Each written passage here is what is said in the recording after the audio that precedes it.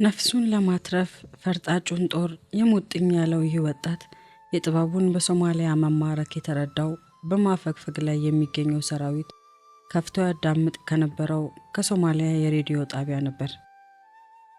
የተወዳጁን የቀብሪ ዳሃር ሐኪም የዶክተር ጥበቡን መማረክ የሰማ አፈግፋጊው ጦር እርስ በርሱ ኤዲያ እሱን ነበር የጦር መሪ ጀነራል ማድረግ ሲል ገሚሱ እንዴ እሱን ሞትም ሆነ ምርኮ እንዳያገኘው ሰራዊቱ የማፈግፈግ ውሳኔ ላይ ሲደርስ እኮ ከጦሩ እንዲቀላቀል ተነግሮት ነበር።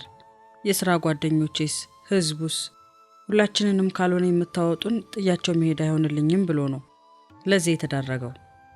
ይበለው በጦር ሰራዊቱ ያልተገኘ አጉል ጀብደኝነት ብለው የሚተቹት እንዳሉ ሁሉ ጥበቡን ቀረብ ብለው የሚያውቁትና የሚያደንቁት ደግሞ እንኳን ብቻ የቅንነቱ አምላክ ታደገው በህይወት ካለ እግዚአብሔር ያውቅለታል የሚሉም አሉ። ለወትሮ በሰላሙ ጊዜ የህዝብ መመላለሻው አውቶቡስ ከሐረር ከተማ ከጠዋቱ በአንድ ሰዓት ተነስቶ ከሰዓት በኋላ ወደ 11 ሰዓት ገደማ ቀብሪ ዳሃር ከተማ ይገባ ነበር። ሆኖም ግን የሶማሌው ጦር ኦጋዴንን በአብዛኛው ተቆጣጥሮት ስለነበር አፈግፋጊው የኢትዮጵያ ጦር ከቀብሪ ዳሃር ይዟቸው ከተነሳው 14 ታንኮች አንድ ብቻ ሲቀረው ሸሽቶ በ23ኛ ቀኑ በጭንቅ ሐረር ከተማ ገብቷል። ጀግናን ማስተናገድ የለመደው የኢትዮጵያ ህዝብ ቅስሙ ተሰብሯል። ስለዚህ በቁጣና በቁጭት የተሞላው የሐረር ከተማ ህዝብ ሸሽቶ ገቢውን ጦር በእልልታ አልተቀበለውም። ሞት ለነከሌ፣ ሞት ላፈግፋጊ ጦር በማለት የጦር ብርጌዱን መሪዎች ስም በትልልቁ ጽፎ ለተቃውሞ ሰልፍ ወጥቷል። ከሞትና ከምርኮ የተረፈው ያ ወጣት ለወሬ ነጋሪ የበቃውና አዲስ አበባ የገባው ይህንን በመሰለ የታሪክ ገጽታ ውስጥ አልፎ ነበር። አዲስ አበባን በገባለት በጾም በጸሎት በአምላካቸው ፊት ከሰነበቱት ከቅርብ ጓደኞቻችን መሃል በወቅቱ የፖሊስ ሆስፒታል ሐኪም የነበረው ዶክተር ፍስሐ ጉርሜሳ ያገኘዋል።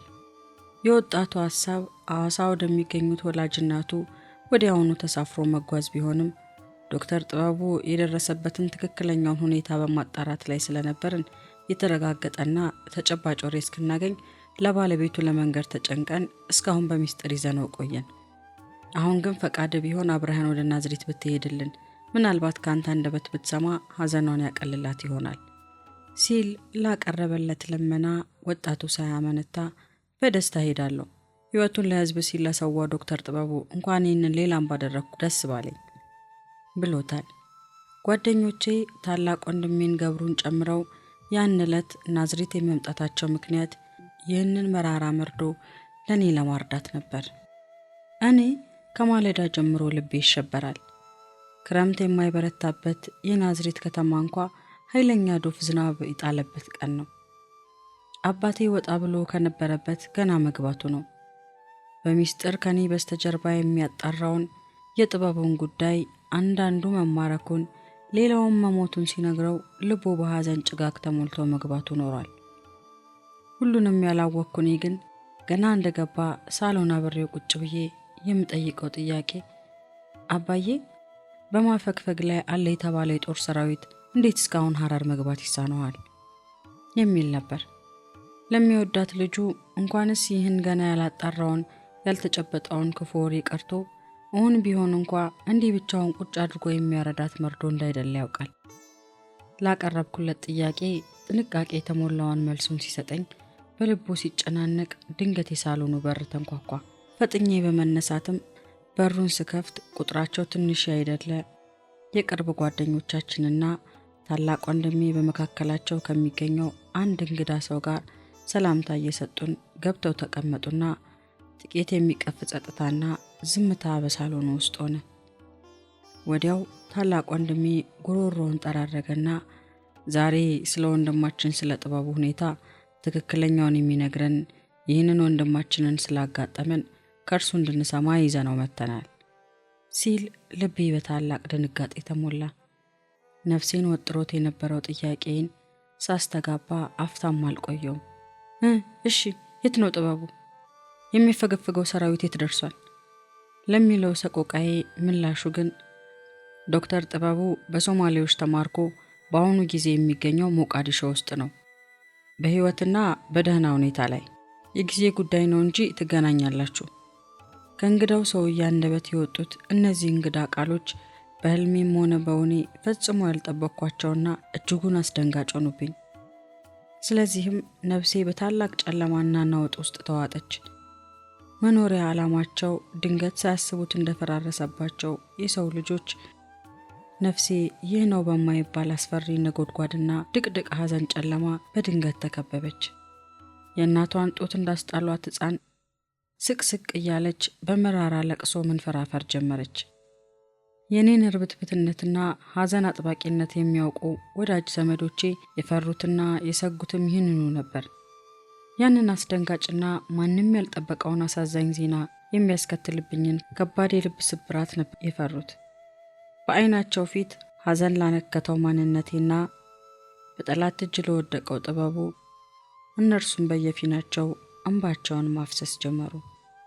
እናቴ ከኛዋ ወዳጇ አፍ የተነገራትን አጽናኝ ቃል ጨብጣ ቤቷ የደረሰችው እኔ በመራራ ሁኔታ በማልቀስ ላይ ሳለሁ ነበር።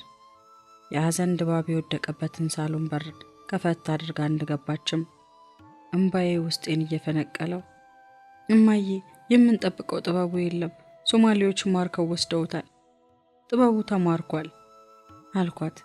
የእናቴ ምላሽ ግን እሰይ እሰይ አምላኬ ተመስገን የሚል ቢሆንብኝ ግራ ተጋብቼ ምነው እማዬ፣ ጥበቡ ተማረከ እኮ ነው የምልሽ፣ መማረክ ምን እሰይ ያሰኛል ብዬ እሪታዬን ለቀኩት። እናቴም በተረጋጋና ጠንካራ ባለ ድምፅ ልጄ ስሚ፣ እኔ የፈራሁት አምላኬንም የተማጸንኩት ሞተ የሚለውን ቃል ጆሮዬ እንዳይሰማ ነበር። አሁን ግን ጥበቡ በሕይወት አለ፣ ትገናኛላችሁ። ሰው ከሞተ ወዲያ ከየት ይመጣል? የፈራሁትን ሞት የከለከለ እግዚአብሔር ይመስገን። እኔ ለራሴ ፍቺ ባላገኘሁላቸው አስደንጋጭ ቅዠቶችና በተወሳሰቡ መራራ ጥያቄዎች ተከብቤ እናቴ ጌታን የምታመሰግንበት ምክንያት አልታየኝም። የዚያ መልካም የእግዚአብሔር ሰው የጥበቡ ኃይለ ሥላሴ አምላክ ወዴት ነው? የትዳሬና የቤቴ አምላክ ወዴት ነው?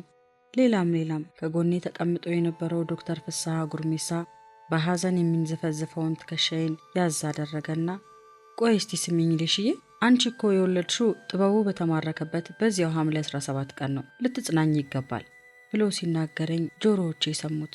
ጥበቡ የተማረከው ሐምሌ 17 ቀን ነው። ሁለተኛ ልጃችንን የወለድኩበት አያቴ ያረፈችበት ሐምሌ 17 ቀን ነው። ድንገትም አንድ የሚያስደንቅ ነገር በውስጤ ተካሄደ። ቅጽበታዊ በሆነ አስገራሚ ተመስጦ ነፍሴ ሳታውቀው ገባች። ነፍሴ በሰመመን ሆና በመንፈስ የምትሰማው የመለኮት ድምፅ ከአርያም ሲምዘገዘግ መጣ። ልትክደው የማትችለው እውነት በፊቷ አሁን እያለፈ ነው። ተራ በተራ ነጥብ በነጥብ እንደ ፊልም በፊቷ የሚታያት ትዕይንት ሁሉ በእርግጥ የአምላኳን እጅ ትመለከት ጀመር። እኔና ጥበቡ ሁለተኛዋን ልጃችንን ቀብሪ ዳር ሆስፒታል ለመውለድ በነበረን እቅድ ጌታ እግዚአብሔር ጣልቃ መግባቱ፣ በጦርነት ቀን ምጤ እንደሚሆን ያወቀው ጌታ በኪነ ጥበቡ ከቀብሪ ዳር እንድንወጣ ማድረጉ፣ መንግስት ያወጣው ሕግ ጥበቡን አያግደውም፣ ማንም የጤና ባለሙያ የዓመት ፍቃድ እንዳይወስድ ደርግ ከበተነው ሰርኩላር ጋር በአውሮፕላን መተላለፋችን፣ ከጥበቡ ጋር ወደ ቀብሪ ዳር ለመመለስ 2 ቀን ሲቀረን የሥራ ባልደረባው ባደረገለት ስልክ ምክንያት ጥበቡ ከኛ ተለይቶ መሄዱ፣ ዲያብሎስ መላ ቤተሰባችንን ለመደምሰስ ካዘጋጀው ወጥመድ ጌታ እኛን መታደጉ፣ የሰው ልጅ እንደ ቅጠል ከረገፈበት የሞት ማዕበል ውስጥ እግዚአብሔር በሕይወቱ ላለው ዓላማ ጥበቡን ማትረፉ፣ ለብርቱ ሰልፍ እንደሚዘጋጅ ንቁ ወታደር ጌታ እግዚአብሔር የጥበቡን ሕይወት ለዓመታት ሲያዘጋጅ መቆየቱ፣ በምርኮ ምድር አምላካቸውን ስላስከበሩት ስለነ ዳንኤል፣ ሲድራቅ፣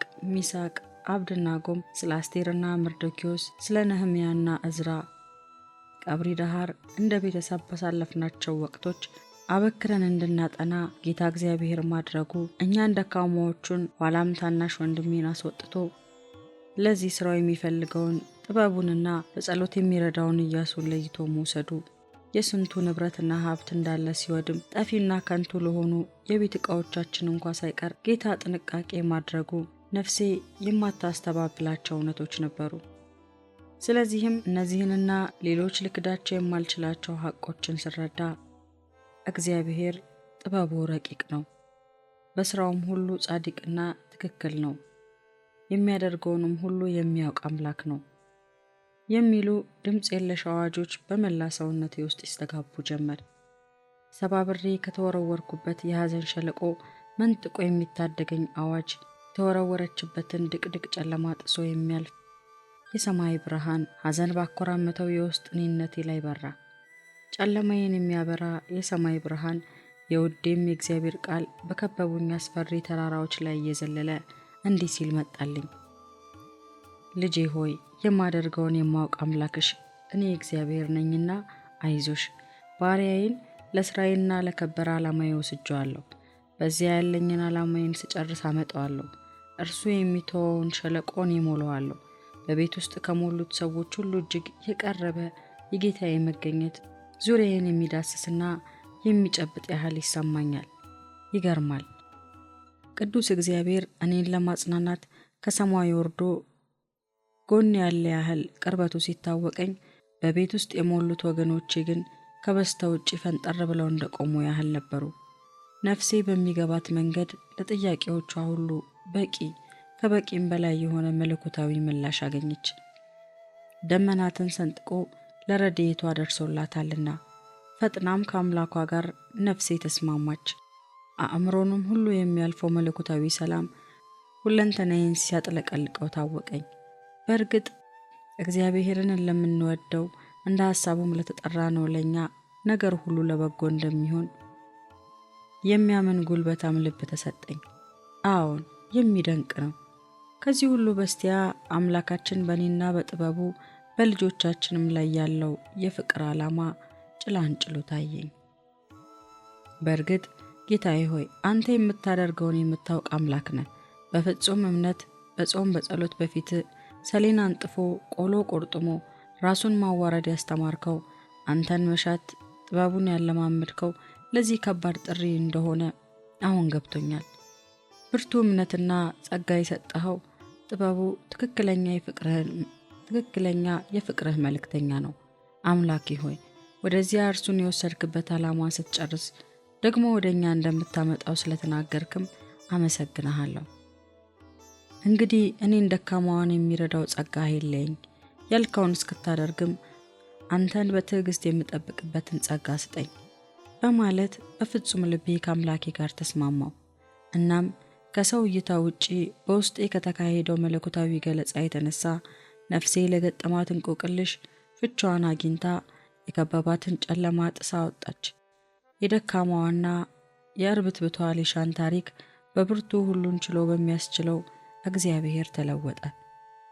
ነፍሴ በተጽናናችበት መጽናናት ከኔ ውስጥ ሐዘንተኞችን የሚያጽናና መልእክት መፍለቅ ጀመረ። በዚያን ሰሞን የጥበቡን በሶማሌዎች መማረክ አስደንጋጭ ዜና የሰሙ ክርስቲያን ወገኖች ከቅርብና ከሩቅ በአካል በስልክ በደብዳቤ እኔን ለማጽናናት ይጎርፉ ጀመር። አንዳንዶች በሁኔታው ከተሰማቸው ሐዘን የተነሳ እላይ ላይ እየተጠመጠሙ ድምፅ አልባ ንግግራቸውን በእንባቸው ተረኩልኝ። አንዳንዶች ባለማስተዋል የስንፍናን ቃል ሲናገሩ፣ ሌሎች አምላኬንና አምላካቸውን የማይገባ ጥያቄ ይጠይቁ ነበር። ከነዚህ መሃል አንድ የማልረሳው ገዛኸኝ የተባለ ወጣት ነበር። በቀብሪ ዳሃሩ አገልግሎታችን ወደ ጌታ ከመጡት መሃል በመንፈሳዊ ሕይወቱም ገና ለጋ ነበረ። ለኛ ከነበረው ፍቅርና ቅርበት የተነሳ ሊያስተዛዝነኝ እንባውን ትከሻዬ ላይ እያዘራ እኔ ሊገባኝ አይችልም፣ በእርጥቡ እንጨት በጋሽ ጥበቡ ላይ እግዚአብሔር እንዲህ ካደረገ እኛንማ ቢያገኘን ምን ሊያደርገን ነው ያለው ትዝ ይለኛል። ለዚህና ለመሳሰሉ ጥያቄዎች ሁሉ የኔ መልስ ግን አይዟችሁ፣ ጌታ እግዚአብሔር በእኔና በእናንተ አይታማም። እርሱ ባሪያውን ለብርቱ የፍቅር ተልኮ ወደ ሶማሊያ ልኮታል። ስራውን ሲጨርስ ወደኛ ይመልሰዋል። ጥበቡ ለሰልፍ እንደሚዘጋጅ ወታደር ለዓመታት እግዚአብሔር ሲያዘጋጀው የቆየ የጌታ ባሪያ እንደነበር እናንተም ምስክሮች ናችሁ። ይልቁኑ በዚያ የሄደበትን የጌታን ዓላማ አጠናቆ በሕያዋን ምድር እንዲያገናኘን በእምነት አብራችሁኝ ቆሙ የሚል ነበር። ከአንደበቴ የሚወጣው ቃል ብዙ ጊዜ ራሴን የሚደንቀኝ ነበር። በእርግጥ ተፈጥሯዊዋ ሊሻን ይህን ማለት እንደማትችል አውቀዋለሁና፣ ነገር ግን ከአምላኬ ከተቀበልኩት የተስፋ ቃል የተነሳ ነበር ባለመናወጥ የሚያናግረኝም ከአምላኬ የሰማሁት ያ ድምፅ ነበር። ደናን ጥበቡና አብሮት በማዕከላዊ ወህኒ ቤት የተጨመሩት ከ2 ሳምንት ቆይታ በኋላ ደናን በምትባል የሶማሊያ ወደብ ወደ ሆነች አንድ ጥንታዊ የሶማሊያ እስር ቤት ተወሰዱ። የደናን እስር ቤት በሁለተኛ የዓለም ጦርነት ጊዜ ጣሊያን ደቡብ ሶማሊያን ወራ በነበረበት ጊዜ የተቋቋመ ወህኒ ነው። ከውጭ ለሚያየው የማይደፈር ጥንታዊ ምሽግ ይመስላል። ከምድር ወደ ላይ ከፍታና በረጅሙ የታጠረ የድንጋይ ግንብ የወህኒውም የውስጥ ግድግዳ ስለሆነ ትናንሽ መስኮቶች በግንቡ ዙሪያ ይታያሉ። በቅጥሩ ግቢ ውስጥ የሚገኙት እስር ቤቶች በዚሁ የውጭ አጥር ላይ ዙሪያውን በክበቡ ተገጥመው ተከፋፍለዋል። ወታደሮቹ በየቀኑ እስረኞችን ከክፍላቸው እያወጡ በግፍ እየደበደቡና እያዳፉ ወደ ተለያየ የጉልበት ሥራ የሚያሰማሩበት ትልቅና ሰፊ ክፍት ሜዳ ግቢው መሃል አለ። በየጊዜው ቁጥራቸው እየናረ የመጣውን ኢትዮጵያውያን ምርኮኞች ሁሉ ለ9 ወራት ሶማሌዎቹ አፍነው የያዙት እዚሁ ግዙፍ ምሽግ ውስጥ ነበር። የደናኑ እስር ቤት ሲቪሉንም ሆነ ወታደሩን፣ ወንዶችና ሴቶችን፣ ሕፃናትንም ጨምሮ በአንድነት ያስጎነጫቸው መራራ የመከራ ጽዋ አልበቃውም። በህመም በጉስቁልና ከወታደሮች በሚሰነዘርባቸው ከባድ ድብደባና ስቃይ ብዙዎቹ ወገኖቻችንን በሞት አሰናብተዋል። የሴት እስረኞች የታጎሩበት ከወንድ እስር ቤት ወጣና ፈንጠር ብሎ ነው። የእያንዳንዷ ሴት እስረኛ የመኝታ ቦታ ልኩ 16 ኢንች ስፋት 6 ጫማ ርዝመት አለው። ለግል ተለክቶ የተሰጣቸውን ቀጭን ሰሌን አንጥፈው ደረቁ መሬት ላይ ስለሚተኙ ወሰንና ድንበራቸውን ያውቁታል። አንዳንድ ብርድ ልብስና መጠጫ የቆርቆሮ ጣሳም ታድሏቸዋል። በሴቶቹም ሆነ በወንዶቹ እስር ቤቶች መሃል የሚገኝ ትንሽ ክፍተት ያለው አንድ ስፍራ የተያዘው በትልቅ ጉርድ በርሜል ነው። በርሜሉ እንዲከደን አይፈቀድም። እስረኞቹ ወደ ክፍላቸው አጉረው ከቆለፉባቸው ወዲያ መጸዳዳት የሚያስፈልገው ሁሉ ችግሩን የሚወጣው እዚያው ጉርድ በርሜል ውስጥ ነው። ሌሊቱን በሙሉ በተከማቸው ሽንትና አይነ ምድር ወጥቶ የሚደፋው ጠዋት እስረኞቹ በሩ ሲከፈትላቸው ነው። እያንዳንዱ እስር ቤት ካለው የሕዝብ ብዛት ጋር ሙቀቱና ላቡ በየጉርድ በርሜሉ ከተጠራቀመው ቆሻሻ ጋር ተቀላቅሎ የሚፈጥረውን አስጨናቂ ግማትና ሽታ በሰው ቃላት ለመግለጽ ይቸግራል። እስር ቤቱ አንድ ክሊኒክ ነበረው። ጥበቡ ወደ ክሊኒኩ የተጠራው ደናን እግሩ እንደረገጠ ነበር። ነጭ ጃኬት የለበሰ አንድ ወጣት ሶማሊያዊ ሰው ከአንድ ትንሽ ጠረጴዛ ኋላ ተቀምጧል። ሞቅ ባለ ሰላምታ ጥበቡን ከተቀበለው በኋላ ራሱን ሲያስተዋውቀው ስሙ አብዲ አብዱሌ እንደሚባል ነግሮታል። የዚህ ክልልና የደናን እስር ቤት ሐኪም ነው። ጥበቡ ኃይለ ሥላሴ፣ አንተ የአዲስ አበባ ሐኪም ነህ፣ ምን ግር ጥሎህ ለዚህ በቃ? ወጣቱ ሐኪም በጥበቡ ላይ ለማሾፍ ወይንም ለመቀለድ ሳይሆን ከልባዊ ሐዘኔታ መሆኑ ከፊቱ በግልጽ ይታያል።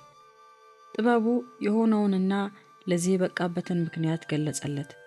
ቤተሰቦቹ የት እንዳሉ ጥበቡን ሲጠይቀው በሰማው ነገር ሁሉ የተሰማውን ሐዘን አብዲ አብደሌ መሸሸግ አልቻለም። አንተ የኦጋዴንን አውራጃ ለቀ ወደ ቤተሰብህ ገና ድሮ መሄድ ነበረብህ። ይህ ሁሉ አሳዛኝ ገጠመኝ ባልደረሰብህም ነበር። የሶማሊያዊው ሐኪም ሰብአዊ ርህራሄና አስተሳሰብ እርሱንም በጠላትነት አይን አለመመልከቱ ጥበቡን ደስ አሰኘው።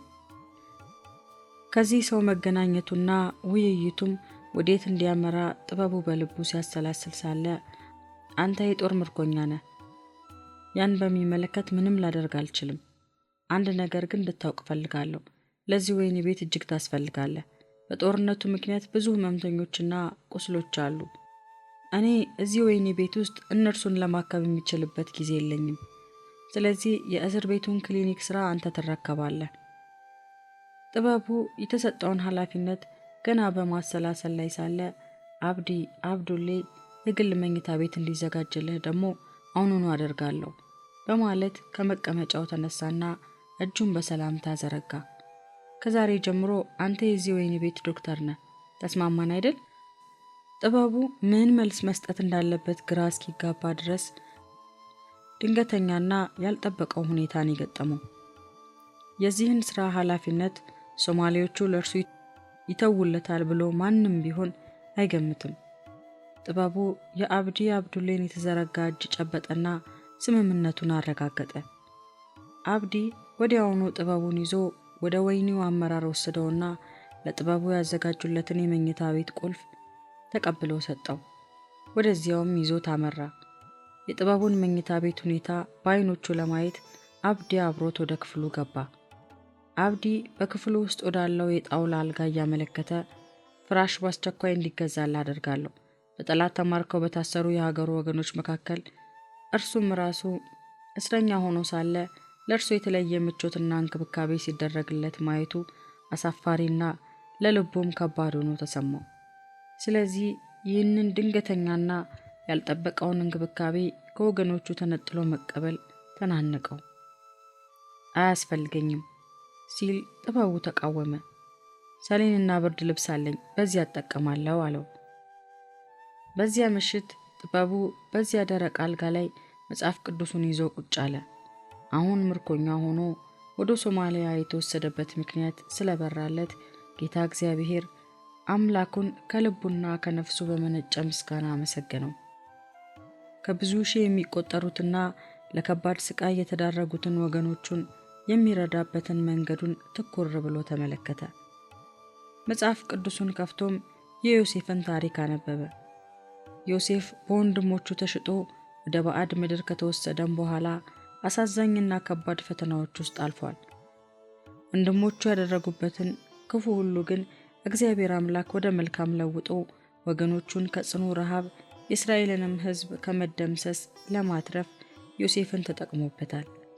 ጌታ እግዚአብሔር ሆይ እኔንም ባሪያህን ኢትዮጵያዊ ዮሴፍ አድርገህ ተጠቀምብኝ ዘንድ ራሴን በፊትህ ጥላለሁ በማለት ከጸለየ በኋላ ደረቅ አልጋው ላይ ሰሌኑን አንጥፎ በከባድ እንቅልፍ ተወሰደ። ያ ወጣት ማን ነው? በሚቀጥለው ቀን ማለዳ አብዲ የውስጥ መቀያየሪያ ልብሶች፣ የሽንት ቤት ወረቀቶች፣ ፎጣና የሐኪም መመርመሪያ መሳሪያዎች ይዞለት መጣ።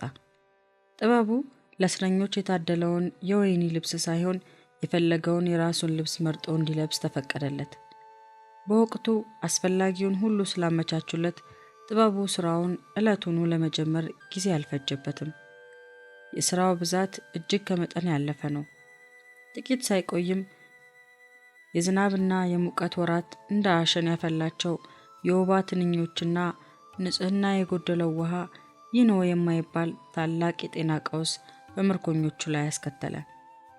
በወባና በተቅማጥ በሽታ ብዙ ሰዎች ተረፈረፉ። በተለይ በተመጣጠነ ምግብ እጦት የተጎዳው የልጆች ሰውነት ተቅማጡ ያስከተለበትን ችግር ሊቋቋመው አልቻለም። ጤና ገንቢ በሆነ ፕሮቲን የተመጣጠነ የገንፎና የአጥሚት እህል በአስቸኳይ እንዲዘጋጅ ጥበቡ የወይኒውን አመራር ኮሚቴ አስረድቶና ተሟግቶ አሳመነ። በዚያም ምክንያት የብዙ ልጆች ሕይወት ከሞት ተርፏል። ሆኖም ግን ያም ሊረዳቸው ሳይችል ቀርቶ የሞቱ ሕፃናቶች በርካታ ነበሩ። እስረኛ እናቶቻቸው መሪር ለቅሶ እያለቀሱ የልጆቻቸውን አስክሬን ከወይኒ ቅጥር ውጪ ቀብረዋል። ጥበቡ በደናን ክሊኒኩ ውስጥ የሚያክመው ሲቪሉንና በጦርነቱ ቆስሎ የተማረኩትን ወታደሮችንም ጭምር ነው።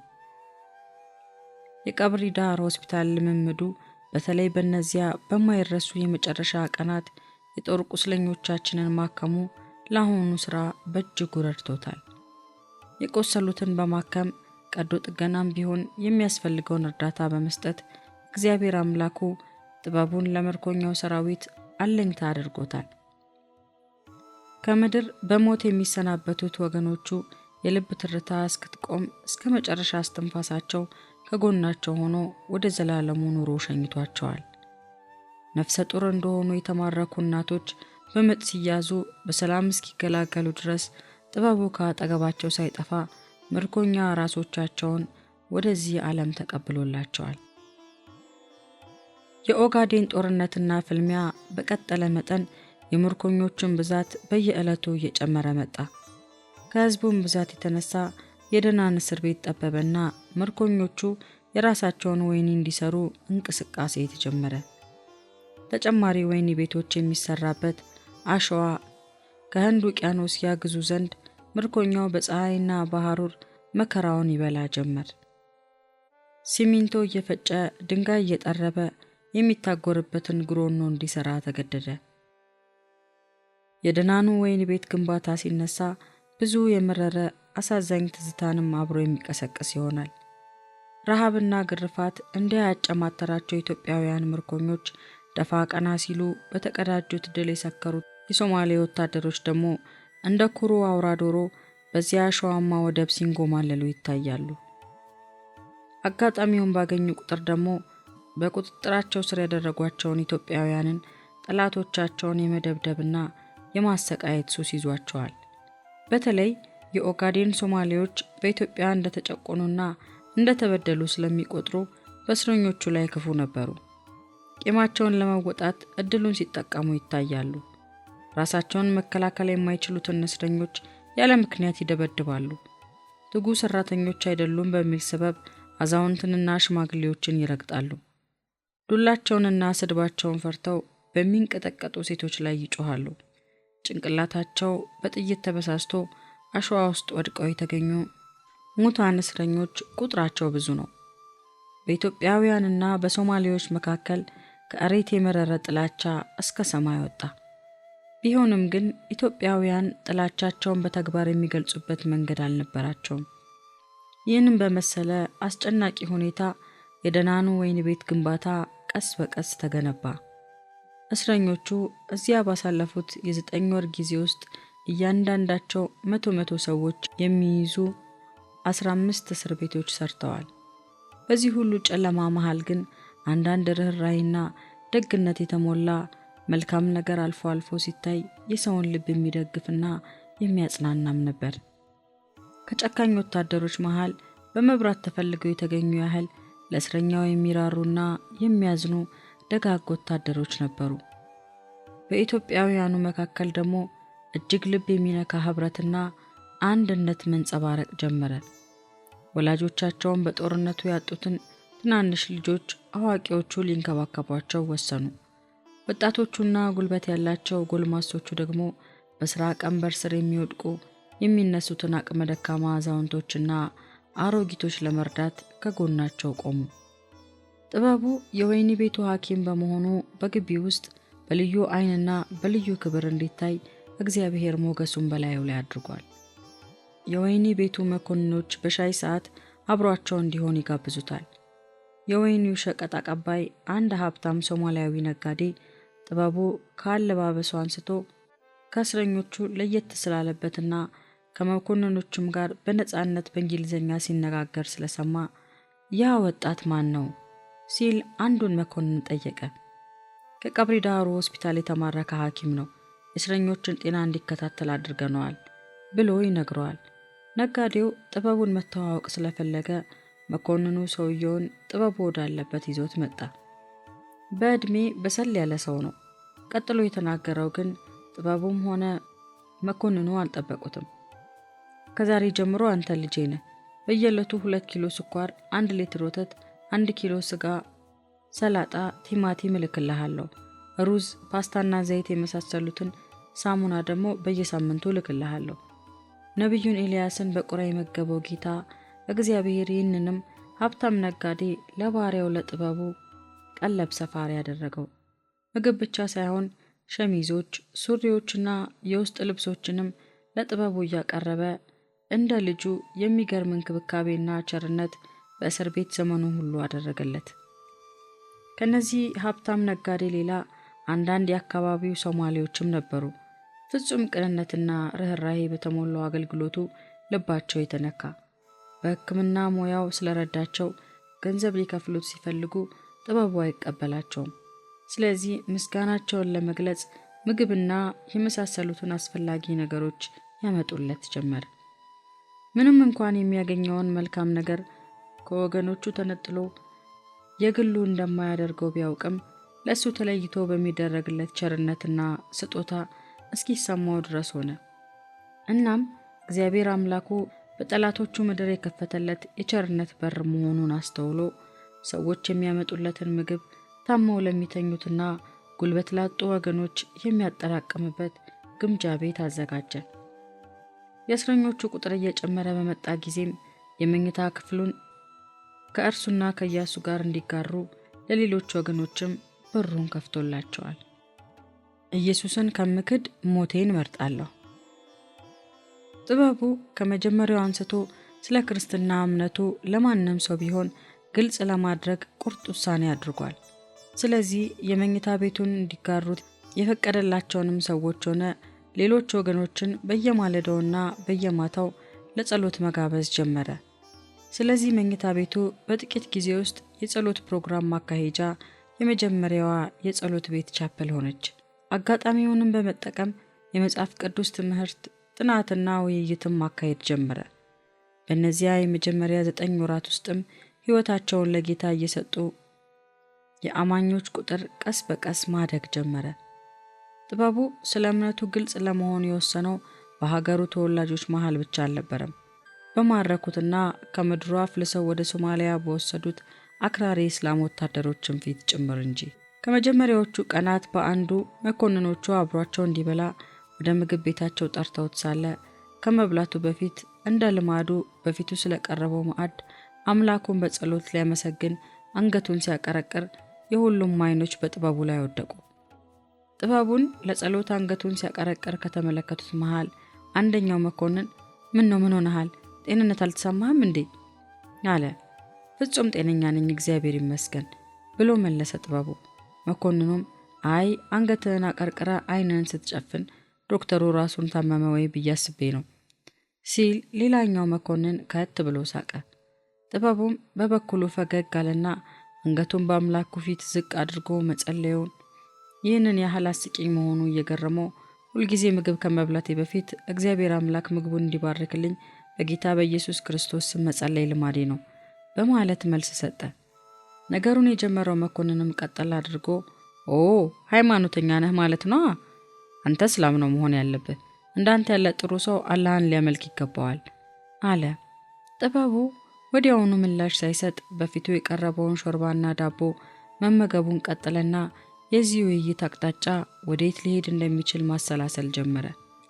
ቁጣና ጭካኔ የተሞላበት ባይሆንም አላህ ታላቅ እንደሆነና መሐመድም የእርሱ ነቢይ እንደሆነ ማመን ይገባሃል የሚል ጠንከርና ጎላ ያለ ድምፅ ከመኮንኑ አንደበት ወጣ። ጥበቡ ግን ያበጠው ይፈንዳ ብሎ እኔ የማምነው በጌታ በኢየሱስ ክርስቶስ ነው አለ።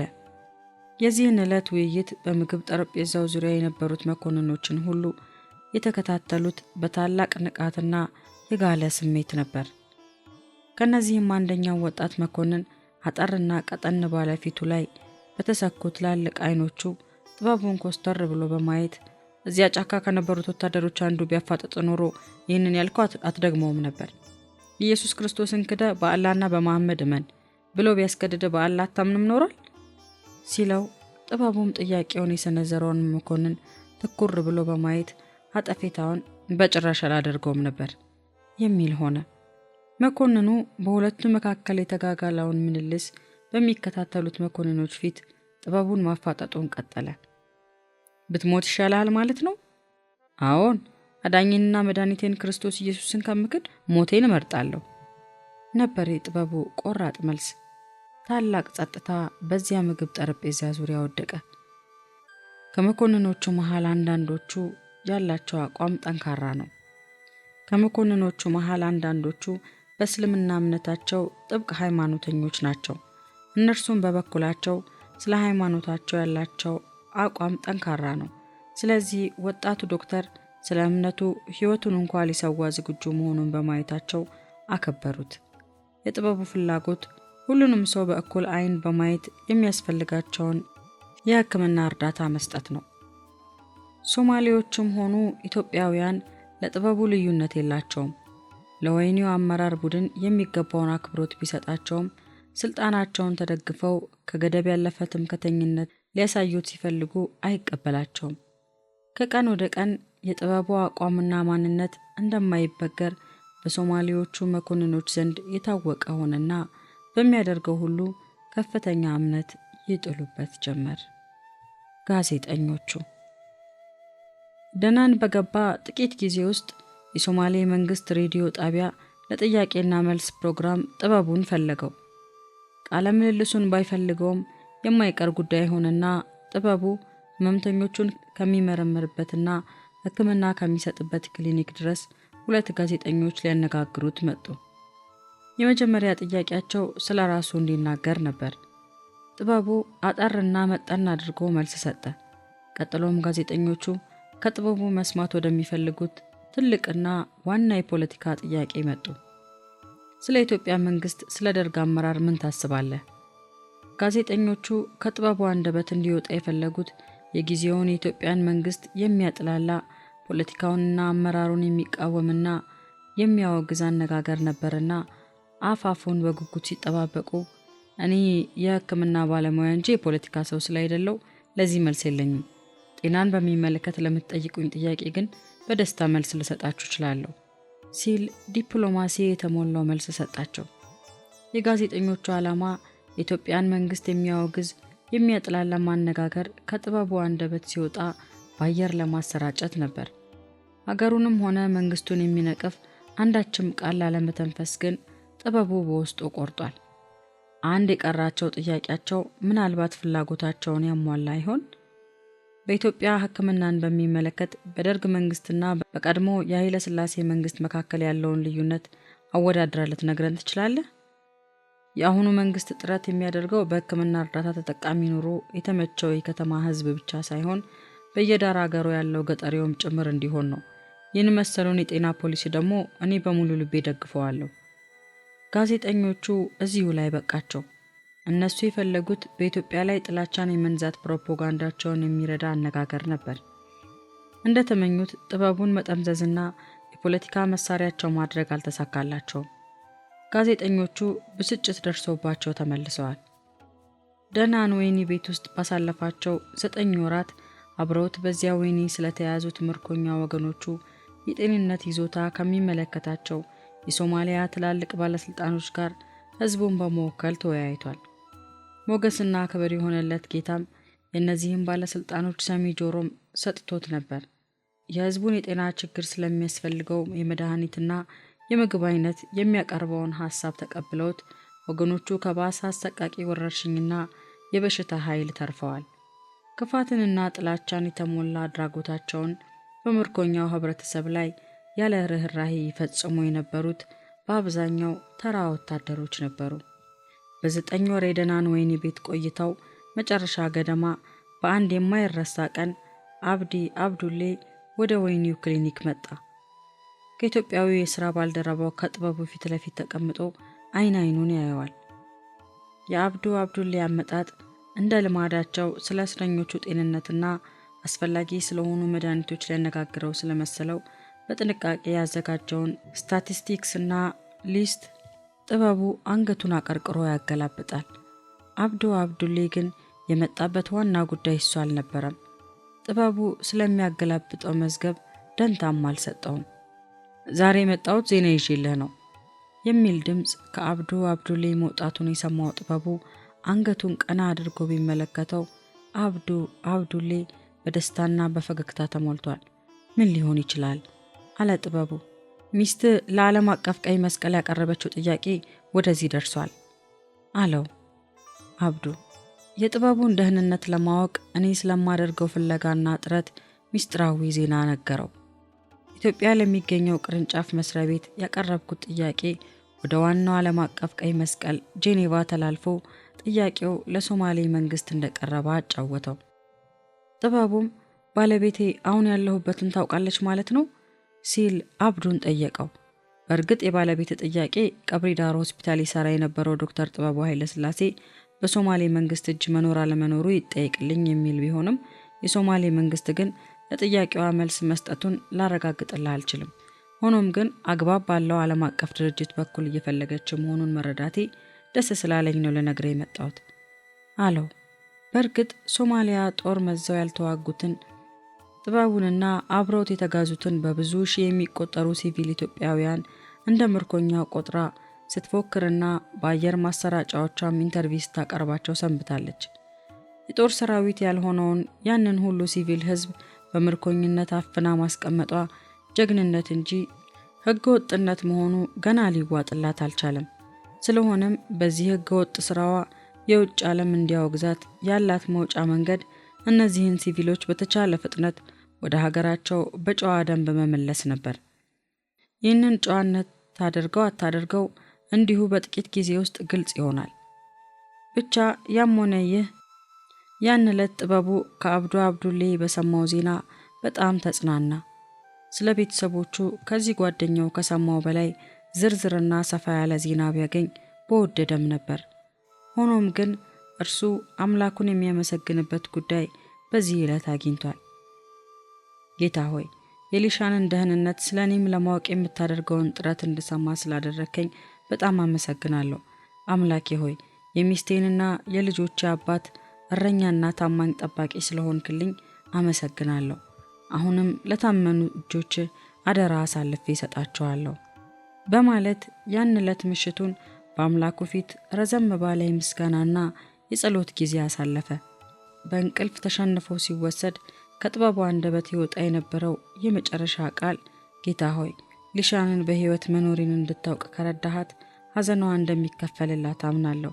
ልጅህን እርዳት ጌታ ሆይ የሚል ነበር። ምናልባትም ዓለም አቀፉ የቀይ መስቀል ድርጅት በዚህ ጉዳይ ጣልቃ መግባትና ሶማሊያንም ማሳመን ከቻለ የጥበቡና የወገኖቹ ወደ ኢትዮጵያ የመመለስ ዕድል በቅርብ ሊሆን ይችል እንደሆነስ ማን ያውቃል? ምናልባት የመከራንና የችግርን ዘመን በትዕግስት ለመወጣት ለሰው ልጅ ተስፋ ትልቅ ጉልበት ነው። በተለይ ተስፋው ሕያው ለሆነ ለእግዚአብሔር ሰው። እርሱ የሚተወውን ሸለቆ እኔ ሞላዋለሁ። ይህ ቃል በአካል ከጥበቡ በብዙ ሺህ ኪሎ ሜትር ርቀት ሳልወድ ለተነጠልኩት የቀረልኝና አለኝ የምለው የከበበኝን ጨለማና አጠራጣሪ ሁኔታ የማሸንፍበት ከአምላኬ የተቀበልኩት የተስፋ ቃል ነበር። የጥበቡን መማረክ ከባድ መርዶ በሰማው በዚያን ዕለት በሐዘን ተመትቼ ሳለ ነፍሴም ከአርያም የመጣላትን የተስፋ ቃል ነበር። አዎ እንደተናገረው እንዲሁ የሚፈጽመው ጌታ እግዚአብሔር ጥበቡን ወደዚያ የወሰደበት ዓላማ ሲጠናቀቅ ወደ እኔና ወደ ልጆቹ እንደሚመልሰው ተስፋ ሰጥቶኛል። በዚህም ምክንያት የኔ ነገ በተስፋ የተሞላ ስለሆነ ነገን በጉጉት መጠባበቅ ጀመርኩ። ማን ያውቃል ውዴ ጥበቡ ወደምንወደውና ወደሚወደን ቤተሰቡ፣ ወገኖቹ፣ ዘመድ አዝማዶቹና አገሩ የሚመለሰው ምናልባት ነገ ቢሆንስ? እነዚህን ሁለት ውብ ሴቶቹን አቅፎ የሚያጫውታቸው ምናልባት ከነገ በስቲያ ቢሆን ማን ያውቃል? ትልቋ ልጃችን እምነት የ1 ዓመት የልደት በዓሏን ስናከብርላት ጥበቡ ቀብሪ ዳሃር ስለነበር አልተገኘም። ሁለተኛ ልጃችን የተወለደችው ጭራሹን እርሱ ተማርኮ ሶማሊያ በተወሰደበት ቀን ስለነበር ያው እሷንም እስካሁን አቅፎ ለመሳም አልበቃም። እንዲያው ለመሆኑ ይህችን ባለ ታሪክ ልጅ መጠሪያ ስሟን ማን ልበለው? ረቂቅ ጥበቡ ነው ምላት። በቃ ከተወለደችባት ከዚያች ታሪካዊ ቀን አንስቶ የአምላካችንን ጥበበኛነት ለመግለጥ የተፈጠረች፣ ለኔም ሆነ ለሌሎች የቤተሰባችንን ታሪክ ለሚሰሙ ጌታ እግዚአብሔር ለእውቀቱና ለማስተዋሉ ዳርቻ የሌለው መሆኑን የምገልጥበት ብላቴና ናት። ረቂቅን ጡት ሳጠባ፣ እምነትን ምግብ ሳበላ ጥበቡ ፊቴ ድቅን ስለሚል ከእምባዬ ጋርም የምታገለው በዚያው ፍጥነት ነው። ደግነቱ በዚህ የሕፃንነት ዕድሜያቸው ከጨዋታና ከቡረቃ ሲርብም ሲጠማቸው በለቅሶ ስሜታቸውን ከሚገልጹት ሌላ እኔን የሚያበሰለስለኝ ጥያቄ የነሱ ጥያቄ አልነበረም። እኔ በአማረ ቤት ስኖር ቤተሰብ ተጨንቆ ጣዕም ያለው ምግብ ሲያቀርብልኝ ምቹ ፍራሽና አልጋ ላይ ስተኛ ውዴስ እንዴት ይሆን ማለት የዕለት ጭንቀቴና ሐሳብ ሆነ። ላቆሞ ያልቻልኩት አንድ ችግር በሐሳብ ጅው ብሎ ጭልጥ ብሎ ሶማሊያ መግባትን ነበር። ድንበርና ኬላ በማያግደው መንፈስ እሄዳለሁ፣ እነግዳለሁ። በተለይም አንድ ቀን በጸሎት ተንበርክኬ ሳለ ውዴ የኔ ፍቅር ጥበቡ እንዴት ውለህ አድረህ ይሆን? ርህራሄ በሌላቸው ጠላቶች እጅ የወደቅከው ውዴ፣ ሁልጊዜም በቅንነትና በእውነት የምታመልከው አምላክህ እግዚአብሔር ሊያስጥልህ ሊጋርድ ችሎ ይሆን? ቃሌ ከአንደበቴ ካመለጠ በኋላ መልሼ ደነገጥኩ። ምን አይነት ቅዠትና ጥያቄ ውስጥ ገባች ደግሞ ነፍሴ? የአሕዛቡ ንጉሥ ዳርዮስ የጠየቀውን አይነት ጥያቄ ሆነብኝና ራሴ ስደግሞ ያገኘሁት አዘንኩ። ያ ጥያቄ ነቢዩ ዳንኤል በተራቡት አናብስት ጉድጓድ በተጣለ ጊዜ የሰራዊት ጌታ እግዚአብሔር ማንነት ያላወቀው የንጉሥ ዳርዮስ ጥያቄ ነበር። ነፍሴን ገሰጽኳት። የአምላኬ ችሎታማ ባንቺ አይጠየቅም አልኳት። አስደንጋጩን ዜና በሰማሁ ዕለት እግዚአብሔር ያለኝን አሰብኩ። ልጄ ሆይ የማደርገውን የማውቅ አምላክሽ እኔ እግዚአብሔር ነኝና አይዞሽ፣ ባሪያዬን ለስራዬና ለከበረ ዓላማዬ ወስጄዋለሁ። በዚያ ያለኝን ዓላማዬን ስጨርስ አመጣዋለሁ። እርሱ የሚተወውን ሸለቆ እኔ እሞላዋለሁ። ስለዚህ አልኳት ነፍሴን፣ ስለዚህ በጥንት ዘመን ታላላቅ ተአምራት በማድረግ ከነቢዩ ከዳንኤል ጋር የተገለጠው የእግዚአብሔር ክንድ ዛሬም ከባሪያው ከጥበቡ ጋር ነው። እኔና ጥበቡ የምናመልከው እኮ ይህን ያልተለወጠውን የዳንኤልን አምላክ ነው። የአምላኬ የዘላለም ክንዶች ደግሞ ሊጋርዱት ሊንከባከቡት ከውዴ ከጥበቡ ጋር ናቸው። በቃ የዚያን ዕለት አንድ ትልቅ መንፈሳዊ ለውጥ በውስጤ ተካሂዷል። ወደ ጥልቅ ሐዘንና ጥያቄ ነፍሴን የሚከትበት የጠላት አንድ መሳሪያው እንደተደመሰሰበት በእግዚአብሔር እሳት እንደተበላ ተሰማኝ። ስለዚህ በአምላኬ ተጽናንቼ ሌሎችንም የማጽናናበት ጉልበት ከእርሱ ተቀብዬ በተስፋ የተሞላውን የእምነት ጉዞዬን ተያያዝኩት። ደካማ ማንነቴ በዚህ የተስፋ ቃል ጉልበት አገኘ። ድንገትም ያስተሳሰብና ያመለካከት ለውጥ ያመጣ እምነት ተላብሼ ራሴን አገኘሁት። እኔን ሊያጽናኑ የመጡ ወገኖች ከውስጤ በሚወጣው ቃልና ጸጋ በተገላቢጦሽ እነርሱ ተጽናንተው ይመለሱ ጀመር። የሚያበረታው የእግዚአብሔር እጅ በእጅጉ ሲረዳኝ አየሁ። በተጨማሪም የሚወዱኝ ወላጆቼ፣ የቅርብ ጓደኞቼንና በአጠቃላይ የእግዚአብሔር ሕዝብ በዙሪያዬ ታላቅ የፍቅርና የጸሎት ተጋድሎ ሲያደርጉ አየሁ። እግዚአብሔርም የጥበቡንና የኔን ጉዳይ የሕዝቡ ጉዳይ እንዳደረገው ተረዳው። የዓለም አቀፉ የቀይ መስቀል ድርጅት ምርኮኞችን ጉዳይ በሚመለከት ክትትል የሚያደርግ አግባብ ያለው መስሪያ ቤት በመሆኑ በአስቸኳይ የጥበቡንና የኢያሱን ስም አስመዘገብኩ። የሥራ ኃላፊነቱን በመወጣት ላይ ሳለ በሶማሌዎች ተማርኮ መወሰዱን እኔም በበኩሌ ማረጋገጤን የጤና ጥበቃ ሚኒስትር እንዲያውቀው አደረግኩ። በሥራ ገበታው የነበረበትን የሐምሌ 1969 ዓመተ ምህረትን ደሞዝ ብቻ ሰጥቶኝ እኔና 2 ሕፃናት ልጆቻችን መንግስት እስኪወስንልን እንድንጠብቅ ተነግሮኛል። ይህም ማለት ደግሞ ያስተዳድረን የነበረው የጥበቡ የወር ደሞዝ ያለአንዳች ማስጠንቀቂያ ቀጥ ብሎ ቆመ ማለት ሆነ። አስታውሳለሁ ወላጅ አባቴ ሊያጽናናኝ እናም ደግሞ ከእንግዲህ በእጅ ያለውን ጥሪት በጥንቃቄ እንድጠቀም አጠገቡ አስቀምጦ ሊመካከረኝ የሞከረበት ቀን። ጥበቡ ቀብሪ ዳህር ተመድቦ በሚሰራበት ጊዜ ሁሉ ሌላ ስፍራ ከተመደቡት ሐኪሞች ጓደኞቹ በላይ እጥፍ የወር ደሞዝ ያገኝ እንደነበር አባቴ ያውቃል። ጥበበኛው ጥበቡ መቼም ጥቂት ሺዎች ብር በባንክ ሳያከማች አይቀርም በሚል እርግጠኝነት ይመስላል አጠያየቁ። እንግዲህ አንቺ እግዚአብሔር ረድቶሽ ስራ እስከምታገኚ ያላችሁን በአግባቡና በቁጠባ መያዝ ነው። አይዞሽ ልጄ። እንዲያው ለመሆኑ ምን ያህል አላችሁ በባንክ? መልሴ አባቴ ሊሰማ የሚጠባበቀው አይነት እንዳልሆነ ባውቅም ትክክለኛውን ሁኔታ መረዳት ይገባው ነበርና ምንም ተቀማጭ የለንም አባዬ አልኩት። የአባቴ መልክ በአይኔ ፊት ሲለዋወጥ ሲደናገጥም አየሁ። ከፊቱ የማነበው በሐዘን የቆሰለውን የልጄን ልብ የሚነካካ አጉል ጥያቄ ለምን ጠየቅኳት እንደሚል ገባኝ። ወላጆቼ እንኳን ለኔ ለልጃቸው ለሌሎችም የሚተርፉ ቸር ሰዎች ነበሩ። ዛሬ ግን በኮሚኒስቱ ደርግ ሀብት ንብረታቸውን ተወርሰው በብዙ መዘርጋት የለመደ እጃቸው የታሰረበት ወቅት ነው። አባቴ ልቦ በሐዘን ሲዋጥ ስላየሁት ፈጠን ብዬ እንዲያልኩት፣ አይዞ አባዬ፣ የኛ ገንዘብ የት እንደሄደ ምን እንዳደረግንበትም እግዚአብሔር አምላክ ያውቃል። ከዚህ ዕለት ጀምሮ በልቤ አንድ የተቆረጠ ነገር ሆነ። ከእንግዲህ የኔና የልጆቼ የዕለት ተዕለት ኑሮ ሁሉም በሚችለው በሰራዊት ጌታ በእግዚአብሔር እጅ እንጂ በእኔ እንደማይመራ፣ ጥበቡ ባጠገቤ ኖረ አልኖረ ሙሉ ኃላፊነቱን የወሰደ የኔና የልጆቻችን የሕይወታችን ባለቤት ከኛ ጋር ለመሆኑ እርግጠኛ ሆንኩ።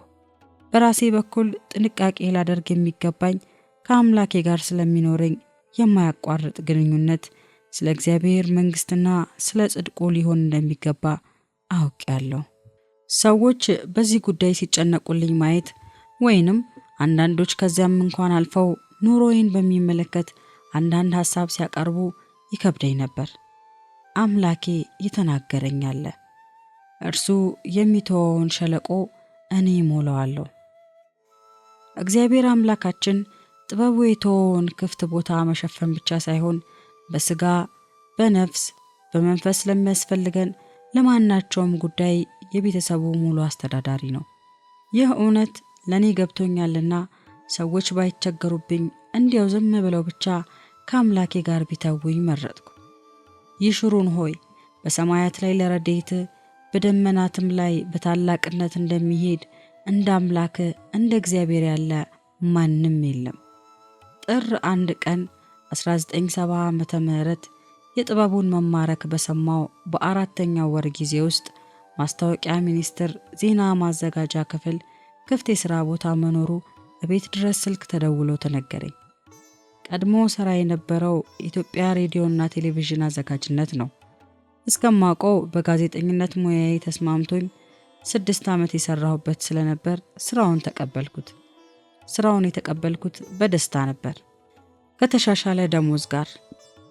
ግር ያለኝ ግን እንደ ነባር ሰራተኛቸው ሳይሆን በሰራተኛ መተዳደሪያ ደንብ መሰረት እንደ አዲስ ሰራተኛ ከ6 ወር የሙከራ ጊዜ ጋር መቀጠሪ ነበር።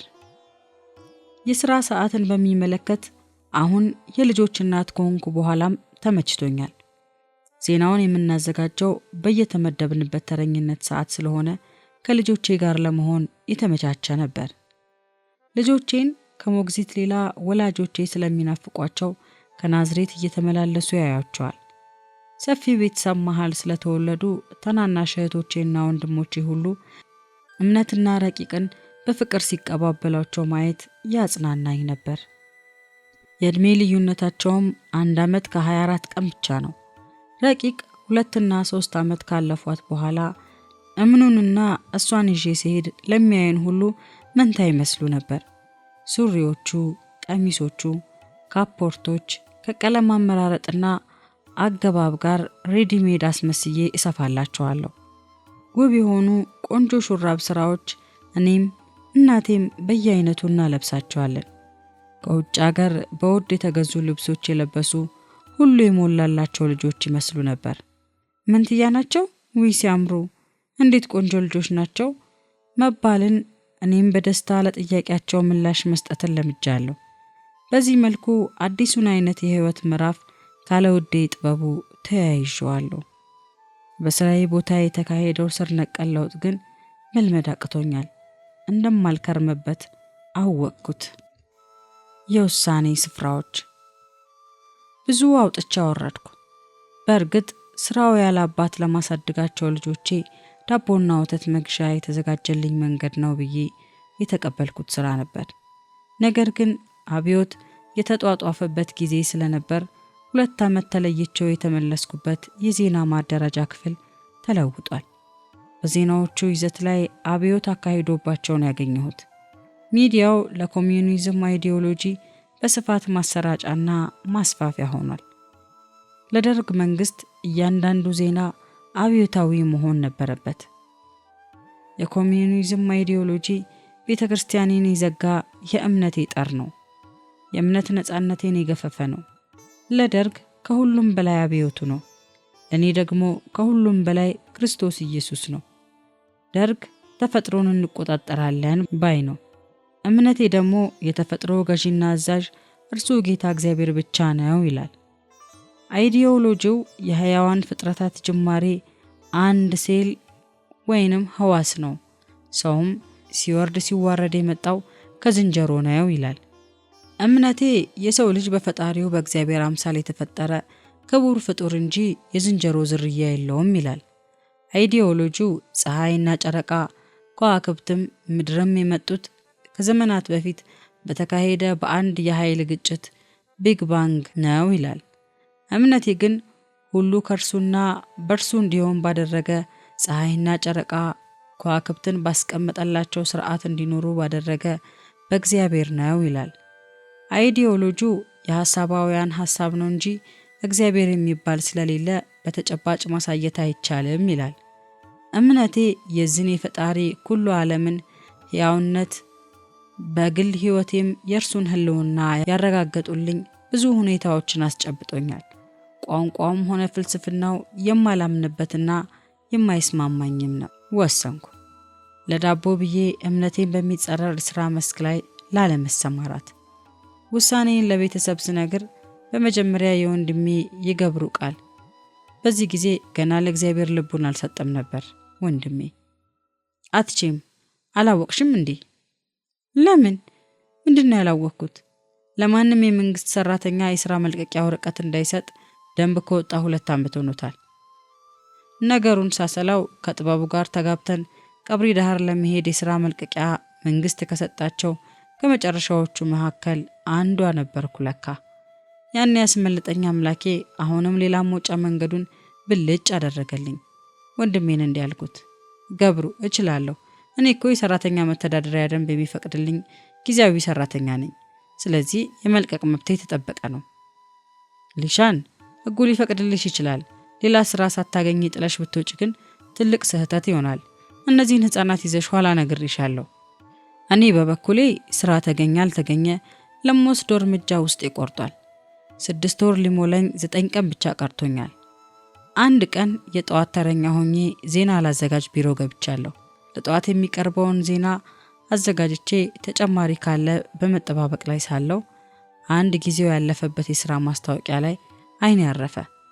መከላከያ ሚኒስቴር የማስታወቂያና የህዝብ ግንኙነት ክፍል የሬዲዮ ፕሮግራም አዘጋጅ ይላል። በጋዜጠኝነት የቢኤ ዲግሪ ወይንም የ7 ዓመት የሥራ ልምድ ያለው ይላል። ጊዜው ማለፉን እያየው ሰራተኛ አስተዳደር ቢሮ ሄጄ እንድጠይቅ አጥብቆ ተሰማኝ። ከዚያም ቢሮ ሄጄ የተነገረኝ ገረመኝ። የጠየቁትን ኳሊፊኬሽን የሚያሟላ የለም። ስለዚህ አልቀጠሩም። ብትሄጂ ስራው ይጠብቅሻል፣ እርግጠኛ ነን።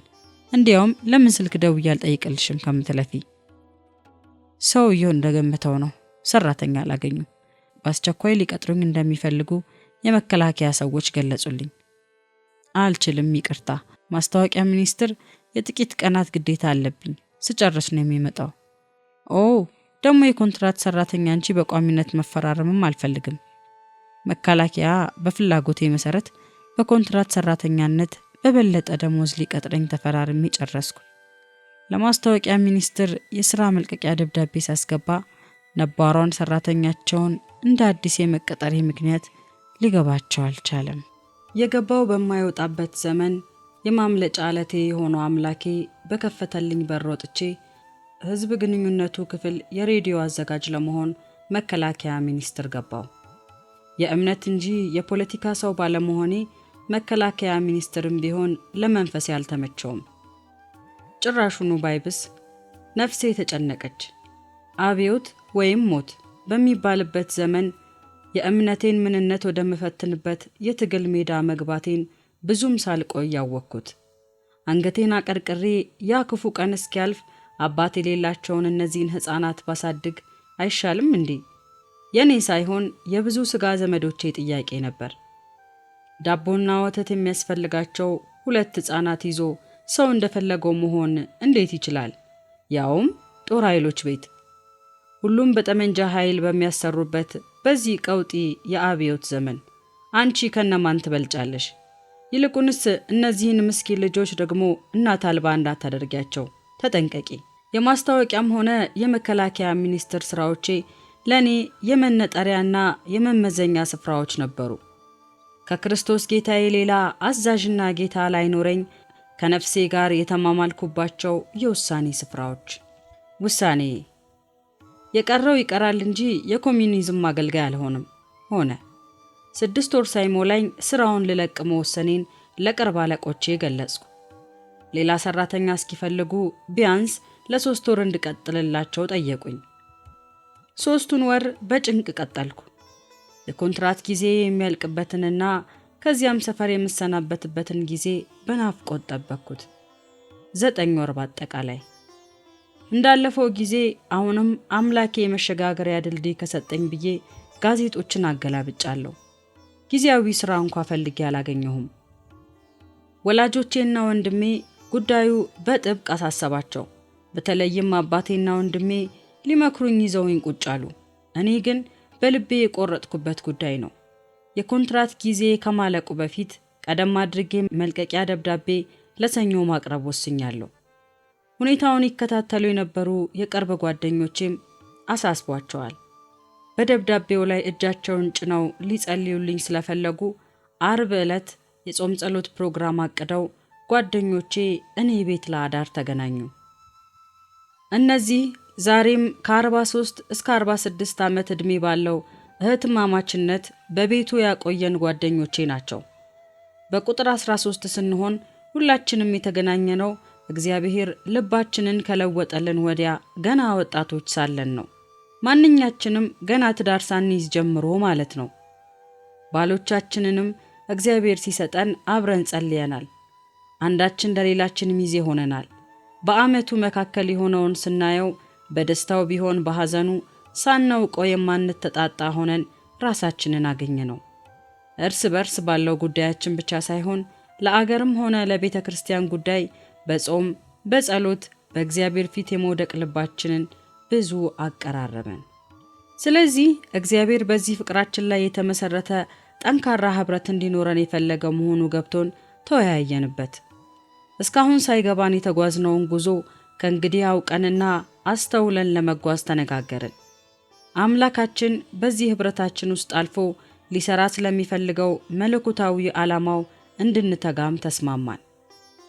የመገናኛችን ዋና መሰረት መንፈሳዊ እንዲሆን ከዚያ ውጭ ተርፎ የሚፈሰው ግን እግረ መንገድ የሚሆን ጉዳይ እንዲሆን አደረግነው።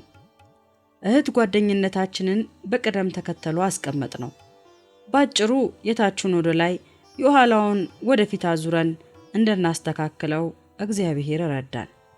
በለቅሶ በሐዘን ሰሞን ብቻ እንደ ዕድርተኞች መገናኘታችንን ትተን እኛን ባዋደደን በእግዚአብሔር አጀንዳና ሐሳብ ውስጥ እንድንገናኝ ወሰንን።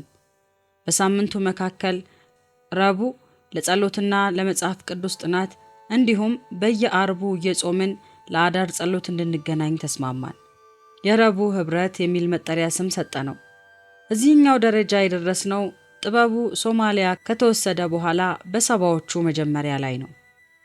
የረቡዕ ህብረት በእኔና በጥበቡ ታሪክ ውስጥ እንደ ድርና ማግ በውስጣችን ያለፈ እንደ ሸማኔ መወርወሪያም ለታሪካችን መልክና ውበት ለመስጠት እግዚአብሔር ከተጠቀመበት ክቡር ህዝብ መሃል አብይ ስፍራን የያዘ ነው። በረቡዕ የእህቶች ህብረትም እግዚአብሔር በመካከላችን ማፍሰስ ከጀመረው በረከት የተነሳ ኋላ ላይ ባሎቻችንም አብረውን በፕሮግራሞቻችን መካፈል ጀመሩ። እግዚአብሔር ለዓመታት የተጠቀመባቸውን የቤተ ክርስቲያን መሪዎች፣ ቤተሰብ አማካሪዎች፣ ሽማግሌዎች፣ ዲያቆናትንና ወንጌላውያንን ከዚህ ህብረት ሲያወጣ አሳይቶናል። ጥበቡ ገና ወደ ሶማሊያ መወሰዱ ሳይታወቅ የሙት ይትረፍ ባልተረጋገጠባቸው በመጀመሪያዎቹ አስጨናቂ ቀኖች ከኔ በፊት የጭንቀቱን ገፈት የቀመሱት እነዚህ ጓደኞቼ ናቸው። በጾም በጸሎት በእንባ በእግዚአብሔር ፊት በመውደቅ ጥበቡ በህይወት ለመኖሩ እርግጡን የሚያውቅ ያን ሰው እስኪያገኙ ከተንቆራጠጡት መሃል እነዚህ ጓደኞቼ ናቸው። ኋላም መራራውን መርዶ ሊያረዱኝ፣ ሊያላቅሱኝ፣ አይዞሽ ሊሉኝ፣ ክንዶቼን ደግፈው በአምላኬ ፊት ሊያቆሙኝ፣ አምላኬ በዙሪያዬ እንደ አጥር ካቆመልኝ ህዝብ መሃል እነዚህ ጓደኞቼ ዋነኞቹ ናቸው። ከመከላከያ ለመሰናበት ባደረኩት ውሳኔ መሰረት ሊጸልዩልኝ በዚህ አርብ ምሽት እነዚህ እህቶቼ ወደ ቤቴ መጥተዋል። ጸሎቱን ከመጀመራችን በፊት ነገሬን በጥሞና ሊያዳምጡ ለተቀመጡት ጓደኞቼ እንዲህ አልኳቸው። ያው ውሳኔ ግልጽ ነው። ዛሬ ጥበቡ ከጎኔ ስለሌለ ለነዚህ እግዚአብሔር ለሰጠን ሕፃናት የሚያስፈልጋቸውን ዳቦና ወተት ማቅረብ ከኔ እንደሚጠበቅ አውቃለሁ። ሆኖም ግን እምነትና ረቂቅን ለማሳደግ ብዬ ኢየሱስን በገንዘብ አልለውጠውም። ራሴንም ሆነ ልጆቼን በምድር ለማኖር ብዬ እግዚአብሔርን ለሚያስክደው የኮሚኒዝም አይዲዮሎጂ አገልጋይ አልሆንም። የእግዚአብሔር ቃል ጻድቅ ሲራብ ዘሩም እህል ሲለምን አይቼ አላውቅም ይላል። የኔ ፈንታ ቃሉ የሚለውን አምኖ መውጣት ነው። የእግዚአብሔር ፋንታ ደግሞ የገባውን ቃል መፈጸም ነው። ግልጽ ነው በቃ። በጾም በጸሎት በቆዩት እህቶቼ መሃል የስንብት ደብዳቤን በእግዚአብሔር ፊት ዘርግተን ጮህን ወደ አምላካችን። በዚህ ጉዳይ ላይማ የሚደረግ ተጨማሪ ውይይትና ክርክር አልነበረም። የጠበቁትን የሥራ መልቀቂያ ባቀርብላቸውም ሐሳቤን መቀየር እችል እንደው በድጋሚ ጠይቀውኛል። የሚገርመው እንዲያ ነፍሴ እየተጨነቀች የምሰራውም ሥራ ተወዶ እንድቀጥል መጠየቄ። ምንም እንኳ የጠመንጃ ቤት ቢሆንና ሥራውን እንድቀጥልላቸው ቢፈልጉም የኮንትራት ሰራተኛነት መብቴ ተጠብቆ ሲያሰናብቱኝ በስጋት ለነበሩ ሁሉ እፎይታ ነበረ። አንዲት ቀን ያህል እንኳ በተጨማሪ ብቆይ ሕይወቴ የሚያልፍ እስኪመስለኝ ለደረስኩት ለኔም ትልቅ እፎይታ ሆነ። ሰዎች ሁሉ እግዚአብሔር ያውጣሽ እንግዲህ የሚሉ ይመስል ነበር በአስተያየታቸው። አንቆርጫ። ከነዚያ እህቶቼ መሃል ከሶስቱ ጓደኞቼ ጋር ተመሳሳይ ሁኔታ ነበረን። የሶስታችንም ባሎች ከሀገራችን ውጪ ናቸው። የእህታችን የአጥናፍ ብርሃኑ ባለቤት ጋይም ክብረአብ እንግሊዝ ሀገር ሲሆን የእህታችን ሶፊያ አለማየሁ ባለቤት ያለው ከበደ አሜሪካ ነው። የኔ ውድ ጥበቡ ደግሞ በምርኮ ሶማሊያ። ሶስታችንም ደግሞ የአባት እጦትና ናፍቆት የሚያብሰለስላቸው ልጆች ያሉን እናቶችም ነን። ስለዚህ ከሌሎቹ ይልቅ እኛ ሶስታችን በዚህ በጋርዮሹ ጉዳያችን ምክንያት ጾም ጸሎት እናበዛለን። እነሱ ባሎቻቸው ወዳሉበት ሄደው የአንድነት ኑሯቸውን ለመጀመር አጥብቀው ይጸልያሉ። እኔም እንደነርሱ ባሌን ለማግኘት አጥብቄ ይጸልያለሁ። ሁላችንም እንደ ወፊቱ ብርር ብለን እንዳንሄድ እንደ ግድግዳ ፊታችን የቆመ ችግር ይዞናል። የአጥናፍ ችግር ነርስ በመሆኗ ደርግና ጤና ጥበቃ፣ የሶፊ ችግር አሜሪካ ኤምባሲ፣ የኔ ደግሞ ሶማሊያ። ሶስቱም በቀላሉ የማይደፈሩ የናስ ደጆች ናቸው። አንዳንዴ ሶስታችን ስንጸልይ ለማደር አጥናፍ ቤት እንገናኛለን። አጥናፍ ፈረንሳይ ለጋሲዮን አጠገብ ከሚገኙት ወገኖቻችን መሃል ቤት ሰርታ ትኖራለች። አንድ ቀን ሶፊ ፈጽሞ አስቤ የማላቀውን ሐሳብ አቀረበችልኝ። ሊሽ እኔና አንቺ ቤት ሰርተን በአንድነት ብንኖር ምን ይመስልሻል? ሶፊዬ፣ እንዴት አድርገን ቤት መስራት እንዲቀላል ነው? ጓደኛችን ሶፊን ሁሌም በምታመነጨው ሐሳብ በሞያዋ፣ በቀልዷ፣ በሳቅ በጨዋታዋ እናደንቃታለን እና በመጀመሪያ የምትቀልድ ነው የመሰለኝ። ሁኔታዋንና አነጋገሯን ሳያው ግን ስታስብበት ስለቆየች ጉዳይ እንደምታወራ ገባኝ። ቀላል ነው ሊሽ፣ እግዚአብሔርም ይረዳናል። ደርግ በአሁኑ ጊዜ ቦታ የመመራትና ቤት የመስራት እድል ለሁሉም ሰጥቷል። በተለይ ከከተማ ወጣ ካልን፣ ለምሳሌ ኮተቤ አንድ ሰው 500 ካሬ ሜትር መመራት ይችላል። እኔና አንቺ 500 ካሬ ለእያንዳንዳችን ማለት ነው። ሶፊዬ፣ ጥሩ ሐሳብ ነው፣ ግን እኔ ሊሽ ሁለት ቤት መስራት አይጠበቅብንም። በሁለታችንም መሬት መሃል ላይ አንድ ቤት ሰርተን እስከ ጊዜው እዚህ አብረን እንኖራለን። ሶፊዬ፣ በእኔና ባንቺ አቅም አንዱስ ቤት እንዴት ይሰራል? የቤት ፕላን አለኝ፣ ማዘጋጃ ቤት ማቅረብ የሚችለው። ያን አይነቱን ቤት አሁን ለጊዜው መስራት አንችልም። እስከዚያ ግን በአስቤስቶ በቀላሉ ሰርተን መግባት እንችላለን። ሰሞኑን አንዳንድ በአስቤስቶ የተሰሩ መጋዘኖች አይቼ ለመኖሪያስ ቢሆን ተመኘሁት። በሶፊ መሪነት በሐሳቧ እየሳኩ እየተገረምኩ ተያይዘን ኮተቤ ሄድን። እውነትም ሶፊ እንዳለችው መሬት ይታደላል። የቀበሌ ሰራተኛ ቦታ እንዲያስመርጠን ተሰጥቶን ከሰውየው ጋር ወጣን። በደብረ ብርሃን መንገድ ግራና ቀኝ ሰንጥቆ የሚያልፈው ለጥ ያለ ሜዳ ነው። ቤቶች በርቀት ከመታየታቸው በቀር ባዶ ሜዳ ነው። ከመንገድ በላይ ያለውን ነው ወይስ ከመንገድ በታች የምትፈልጉት? እኔና ሶፊ እዚያው ተመካከረን። እዚያ ማዶ ከመንገድ በላይ ያለው ትልቁን ግንብ አጥር ይዞ ጎን ለጎን እንዲሰጠን እንፈልጋለን አለን። ድርሻችን ተለክቶ 30 ብር እያንዳንዳችን ከፍለን መሬቱን በየስማችን ተረከብን። በጥቂት ቀናት ውስጥ በሶፊ ሐሳብ አመንጭነት የታለመችው ቤት እውን ሆነች። ያቺ የአስቤስቶ ቤት ብዙ ታሪክ አላት። ከመጀመሪያዋ ሌሊት አንስቶ የማንረሳቸው ብዙ የአዳር ጸሎት ፕሮግራሞች በ1970 ከ1970 እስከ 1973 ዓመተ ምህረት የረቡዕ ህብረታችንን አካሂደንባታል። ከከተማ ራቅ ያለ በመሆኑ ጓደኞቻችን አንቆርጫ የሚል ቅጽል ስም ለአካባቢው አወጡለት። ቤታችን ከውጪ ስትታይ ሞላላ ቅርጸ ቢስ ስለሆነች አንዳንዶች 33 ቁጥር አውቶቢስ የሚል ስም የሰጧትም ነበሩ። አንድ መኝታ ቤት፣ ሳሎን፣ ኩችናና ዕቃ ቤት ያላት በውስጧ ቀለል ያለና የደስደስ ያላት ቤት ወጣት። በዚያች ቤት ቋሚ ነዋሪዎች ሶፊና ልጇ ሄርሜን፣ እኔና እህቴ ስንዱ ከሰራተኛችን ከታፈሱ ጋር ነበር። የኔ ልጆች እምነትና ረቂቅ ወላጆቼ ሊንከባከቧቸው ግድ ስላሉኝ ናዝሬት ናቸው። እኔ እንዳመቸኝ እየሄድኩ ላያቸው ተስማማን እስከ ጊዜው። በጥቂት ጊዜ ውስጥ በአካባቢው ለሚገኙ ወገኖች በተለይ ለኮተቤ የመምህራን ማሰልጠኛ ተማሪዎች የጸሎትና የመጽሐፍ ቅዱስ ጥናት ማካሄድ ጀመርን። በዚያች አንድ ትልቅ ግንብ አጥር ስር ተተግነን በሰራናት ቤት ውስጥ ሆነን በግራና በቀኝ ያለውን ሜዳ እግዚአብሔር ሆይ ውረሰው እያለን ስንጸልይ ያስታውሳለሁ። ትንሿ ቤታችን ውስጥ ትልቁ እግዚአብሔር ይመላለስ ነበርና ትልልቅ መንፈሳዊ ስራዎችም ሰራባት። ሰዎች ድነዋል፣ ተጽናንተዋል፣ በመንፈስ ቅዱስ ተሞልተዋል። ከኮተቤ መምህራን ማሰልጠኛ እናንተ ቤት ለጸሎት እንመጣ ነበር ያሉኝ ወገኖችም እስከ ዛሬም አልፎ አልፎ ያጋጥሙኛል። አንድ ቅዳሜ እቤት ሳለው በር ተንኳኳ። በርከት ያለው የጌጃ ሰፈር ቃለ ሕይወት ምዕመናን ናቸው። ያን ውረሰው እያልን እግዚአብሔርን ስንለው የነበረውን አካባቢያችንን ሊወርሱት ሊመሩ መምጣታቸው ኖሯል። ከመካከላቸው የቦታው ከከተማ መራቅ ያሰጋቸው ሰዎች እነዚያ ሁለት ሴቶች እንኳ ከመሃል ከተማ ርቀው መኖር ከቻሉ እኛ የማንችልበት ምክንያት የለም ብለው ለመወሰን እንዴት እንደረዳናቸው ነግረውናል። በአንድ ጊዜ 16 ቤተሰቦች ቤት ሰርተው ገቡ። ደስታችን ብዙ ሆነ። የጸሎትና የመጽሐፍ ቅዱስ ጥናት ጊዜም በዛልን።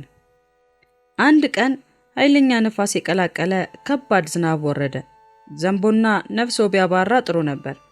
እኔና ሶፊ ቁጭ ቁጭ ያደረግነውን የአስቤስቶ ቤታችንን ጣሪያ እያነሳ ወዲያ ማዶ አሽቀንጥሮ ጠበቀን እንጂ። ከስራ ወደ ቤት ስመለስ የደረስኩት ቤታችንን ዝናብ አሽቆት ነው። ደግነቱ በአብዛኛው ጣሪያው የተጎዳው የኩችናችንና የዕቃ ቤታችን ነበር። ጊዜው ስለመሸ ምንም ማድረግ አልተቻለም። መኝታ ክፍላችን አለመነካቷ ኮከብ ስንቆጥር ከማደር አውጥቶናል። ወገኖች ግን የሆነውን ሲሰሙ አዘኑ። ብዙዎችም የኔንና የሶፊ ነገር ገረማቸው። ባልታሰረ ጣሪያ ስር መኖራችንን ባወቁ ጊዜ የቤተ ክርስቲያን መሪዎቻችንና መሐንዲስ ወንድሞቻችን እነዚያም ጎረቤቶቻችን ሁሉ ልባቸው ተነካ። አዳዲስ አስቤስቶ ከነ ማሰሪያው ገዝተው አምጥተው ጣሪያችንን በቅጡ እያሰሩ አለበሱልን። ከጥቂት ጊዜ በኋላ አምላካችን ጸሎታችንን ሰማና በመጀመሪያ የእህታችን የአጥናፍንና የልጆቿን በር ከፍቶልን ወደ ባለቤቷ ወደ ጋይም ሄደች። ዓመት ባልሞላ ጊዜ የሶፊንና የልጇን በር እንዲሁ ወለል አደረገልንና ወደ ባለቤቷ ሄደች። የኔና የልጆቼ ከጥበቡ የመገናኛው ጊዜ በእግዚአብሔር እጅ ውብ ሆኖ እንደሚፈጸም ከሙሉ እምነት ጋር ሆኜ በፊቱ ወደሚጠብቀኝ አገልግሎት አቀናው። ከመከላከያ ከወጣው በኋላ ከእንግዲህ የምሰራው ከእምነቴ ጋር በማይጻረር ክርስቲያናዊ ድርጅት ውስጥ ብቻ መሆን አለበት ስል ቆርጫለሁ። ብርሃን ለ3 ወራት ያህል ልቤ የሚፈቅደውንና ለመንፈሴ የሚመችን ስራ ፍለጋ በጊዜው የነበሩትን ክርስቲያን ተቋማት በሮች ማንኳኳቴን አስታውሳለሁ። ፍለጋዬን ያቆምኩት አድራሻዋ 4 ኪሎ ከነበረው ብርሃን መጽሔት ቢሮ ስደርስ ነው። ዋና አዘጋጇ ወንድማችን አቤሴሎም ሞገስ ነበር። በሩን ከፍቼ ስገባ ካገኘኋቸው የብርሃን ሰራተኞች አንዱ ወንድማችን 50 አለቃ ገዛኸኝ ደስታ ነበር። በዘፈን ዓለም የነበረውን የመድረክ ዝነኛ አስተዋዋቂነት ስለተገለጠለት የክርስቶስ ፍቅር ንቆ ጌታ ክርስቶስን በስደትና መስቀሉን በመሸከም የተከተለ ቆራጥ ጋሽ ገዛኸኝን ሳያው ደስ አለኝ። በእምነቱና በሕይወት ምስክርነቱ የማከብረው ወንድም ስለሆነ። ጸሐፊዋ አቴነሽ እንዲሁም የምሩ ሌላው የብርሃን መጽሔት ቢሮ ሰራተኞች ናቸው። የመጣሁበትን ጉዳይን ስነግረው ጋሽ ገዛኸኝ አፍታም ሳይቆይ ወንድም አቢሴሎም ቢሮ ይዞኝ ገባና አስተዋወቀኝ። አቢሴሎም ፈገግታ በተሞላው ፊቱ ተቀብሎ ስንነጋገር እንዲህ አለኝ። መቼም ለዚህ ሥራ በጣም የምታስፈልጊኝ ሰው መሆንሽ ጥያቄ የለውም። በጥራትም ሆነ በብዛት ብርሃን ተዘጋጅታ ብትወጣ ፈላጊዎቿ ብዙ ናቸው። ትልቁ ችግራችን ግን አንቺም በሙሉ ጊዜ ሰራተኝነት የምንቀጥርበት ባጀት ነው። ያለሽን የሥራ ልምድና ብቃት የሚመጥን የወር ደሞዝ ብርሃን የላትም። አይ ምንም አይደል፣ ስለ ገንዘቡ ግማሽ ቀን ስሰራ እንዴት ነው? እሱማ ይቻላል። እኔ እንዲያው ከብዶኝ ነው እንጂ አንቺ በዚህ ሁኔታሽ ብቻሽን የምታሳድጊያቸው ሕፃናት ይዘሽ። እግዚአብሔር ይባርክ ስለ ቀን ሐሳብ። እኔ ግን ያለምንም ሥራ ከምቀመጥ ግማሽ ቀንም ቢሆን ሥራውን ብጀምር ደስ ይለኛል። ብርሃን መጽሔት ውስጥ የግማሽ ቀን ሰራተኝነቴን በደስታ ተቀበልኩት። በጸጥታ ለመሆንና ለመጻፍም እንዲያመቸኝ አንዲት ትንሽዬ ክፍል ቢሮዬ ሆነች። ትላልቅ ጠረጴዛና ወንበር የለመደው ስጋዬ እንኳ አልተቀየሙኝም። ነፍሴ ሐሴት አደረገች፣ መንፈሴም ማረፈ። ወዲያውኑ ወደ ስራዬ ተሰማራው። ድንገትም ራሴን አገኘሁት። ተመችቶኝ በማስታወቂያ ሚኒስቴር ኋላም በመከላከያ ያጣሁትን ራሴን። እግዚአብሔር ሆይ አንተን ላላገለግልበት የመንግስትህን ሥራ ላልሰራበት ምን አደርጋለሁ እዚህ? መልስ ያጣሁለት የዓመታት ጥያቄ ተመለሰ። ያን ሁሉ መሰናክል ያለፈው የኢትዮጵያ ሬዲዮና ቴሌቪዥን የ1 ዓመት ኮርስ ለምን እንዳስፈለገ ገባኝ። ውስጤ በደስታ እንደፈነደቀ እኔንና ስራውን ያገናኘንን አምላኬን ባረኩት። የምጽፋቸው ወይንም እንዳዘጋጃቸው የሚመጡልኝ ጽሑፎች በመጽሐፍ ቅዱስ ላይ የተመሰረቱ ናቸው። የእግዚአብሔርን ሕልውና የሚያሳዩ የሰው ልጆችን የሕይወት እንቆቅልሽ የሚፈቱ ናቸው። ለመጀመሪያ ጊዜ በምሰራው ሥራ ደስተኛ ሆንኩ። ደስተኛ የሆንኩባት ብርሃን የአምላኬን ሁሉን ቻይነት የምገልጥበት መድረክ ሰጠችኝ። ምናልባትም የብርሃን መጽሔትን አገልግሎት ሊያጨናግፍ ይችላል ብዬ ስላሰብኩ ስሜን በመጽሔቷ ላይ ላለማውጣት ከአቢሴሎም ጋር ወሰንን። የሐሳባውያን ሐሳብ ሳይሆን እግዚአብሔር አምላክ ሕያው እንደሆነ ብርሃን እውነትን ወደ ብርሃን የማውጣት ተልእኮዋን ቀጠለች። ተጨባጭ ማስረጃ ለሚፈልገው አይዲዮሎጂ በተጨባጭ የተረጋገጡ ነገሮችን ይዛ መቅረቧ በዛ። ሊስተባበሉ የማይችሉ ታላላቅ ተአምራዊ ፈውሶች ኢንተርቪው ከተደረጉ ባለታሪኮች ጋር ይወጣል። ደርግ ወንጌልን ለማዳፈን ስደት በቤተ ክርስቲያን ላይ ባጧጧፈበት ሰዓት ብርሃን የክርስቲያኖች ልሳን በመሆን አስደናቂ አገልግሎት መስጠት በዛላት። ደቡብ ውስጥ ይርጋለም ይመስለኛል በአንዲት ሴት ሕይወት ስለተፈጸመ ተአምር ለማጣራትና ከእርሷም ጋር ቃለ መጠይቅ ለማድረግ አቢሴሎም ሄደ። ነገር ግን በጉጉት ከምንጠባበቀው ታሪክ ጋር ወንድም አቢሴሎም ታስሮ ወህኒ ቤት እንደገባ ተረዳን። ብርሃን ግን እውነትን የመግለጥ ተልእኮዋ ሊታሰር አልቻለም። አንድ የብርሃን አዲስ እትም በወጣ ቁጥር ተፈላጊነቷ እንደ ጣፋጭ ትኩስ ኬክ ነበርና የደርግ መንግስት ይህችን የእውነት ድምፅ ለማፈን መረቡን ዘረጋ። እነማን እንደሆናችሁ እናውቃለን፣ ጸረ አብዮት ስራችሁን ብታቆሙ ይሻላል፣ ከደርግ ጽሕፈት ቤት ነው እየተባለ ወደ ቢሮአችን የሚደወልልን ስልክ ልንሰራ የማንችልበት ሰዓት እየተቃረበ የመምጣቱ ማስጠንቀቂያና ቀይ ምልክት ነበር። እኔም ለኔነቴ ማስጠንቀቂያ ሰጥቼዋለሁ። በየትኛውም ሰዓት ብርሃን በምታስተላልፈው እውነት ምክንያት አድራሻዬ እስር ቤት ሊሆን እንደሚችል አስቤ ራሴን አዘጋጅቻለሁ። የሚቀጥለው የደርግ ኢላማ እኔ ልሆን ስለምችል በውስጤ ውሳኔ እየጠበቀ መጥቷል። የአቢሴሎም ዕጣ መቼ ለኔ እንደሚደርስ አላውቅምና ልሰራ የምችልባት አንዲት ቀን ብቻ እንደተሰጠው ሰው ሆኜ ራሴን በስራ ጠመድኩት። ጠዋት ከቤት ልጆቼን ስሜ ወጥቼ ማታ ታሪኩ ሌላ ሊሆን እንደሚችል ማሰብ ለቆራጥነት ረድቶኛል። አቢሴሎም እስር ላይ በመሆኑ የብርሃን እትም ከጊዜው እንዳይዛነፍ አስፈላጊ ቅድመ ዝግጅቶችን ከጋሽ ገዛኸኝ ጋር እየተረዳዳን ተረባረብን። ከብርሃን ሌላ ቤተክርስቲያንም ከባድ ስደት ላይ የነበረችበት ዘመን ነበር። ስደት ለሙሉ ወንጌል ቤተክርስቲያን አዲስ ነገር አልነበረም። በኃይለሥላሴም ዘመን የኖረችበት ነው። የንጉሱን ስልጣን የገረሰሰው ደርግም ቢሆን ቤተክርስቲያኒቱን የአብዮት ጠር ብሏታል። ምእመኑ የስደቱን አይቀሬነት ልቡ እያወቀው ቁልፉን ስጡ ቢሉ እንኳ ሲል በሰራው የቤተክርስቲያን ህንጻ የጀመረውን አገልግሎት ደርግ አስቁሞ ህንጻውን ወርሶታል። ያንደን ህንጻ ደጅ ሰይጣን ዘጋው ሲል እግዚአብሔር ደግሞ የብዙ ምእመናንን ቤቶች ለአገልግሎት በመክፈቱ በቤተክርስቲያን በኩልም ስራ ይበዛልን ዘመን ነበር። በቤተክርስቲያን የቅዱሳን አገልግሎት ኋላም ደግሞ ከዲያቆናት አንዷ በመሆን የድርሻዬን አገልግሎት ለማበርከት ሮጣለሁ። ከስራ ሰዓት ውጪና በእሁድ በቅዳሜው እጅግ ብዙ የቤት ለቤት አገልግሎት እረፍትም የሌለው ሁኔታ እንደነበር አስታውሳለሁ። ወርቁ የፋሲካን በዓል ከወላጆቼና ከልጆቼ ጋር ለማሳለፍ ከጓደኛዬ ከሶፊና ከልጇ ከሄሪ ጋር ናዝሬት ሄደናል። በዚህ ወቅት አብራን ትኖር የነበረችውን እህቴ ስንዱን ወደ ናይሮቢ ኬንያ ሸኝተናታል። እጮኛዋ ጥበቡ አለማየሁ ኬንያ በሚገኘው ስኮት ባይብል ይማር ነበር። ትምህርት ቤቱ ለእርሷም ስኮላርሺፕ ሰጥቷት ነው።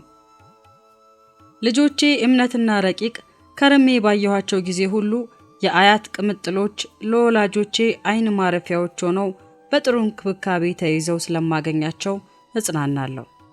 የእናትነት ፍቅሬንና እንክብካቤ አጉድዮባቸው እንዳይሆን የሚል ሐሳብ ውስጤን ያብሰለስለዋል።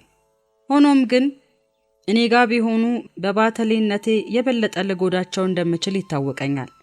በእናቴ ተመልካችነት በጥሩ ሞግዚት ንጽህናቸውና ምግባቸው በሚገባ ይጠበቃል።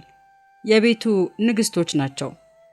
እስካልጎዳቸው ድረስ ጨዋታቸውንና ምቾታቸውን የሚያግድ ነገር እንዳይኖር ከመንገዳቸው አባቴ ያነሳላቸዋል። እናቴም ቢሆን ያው ናት።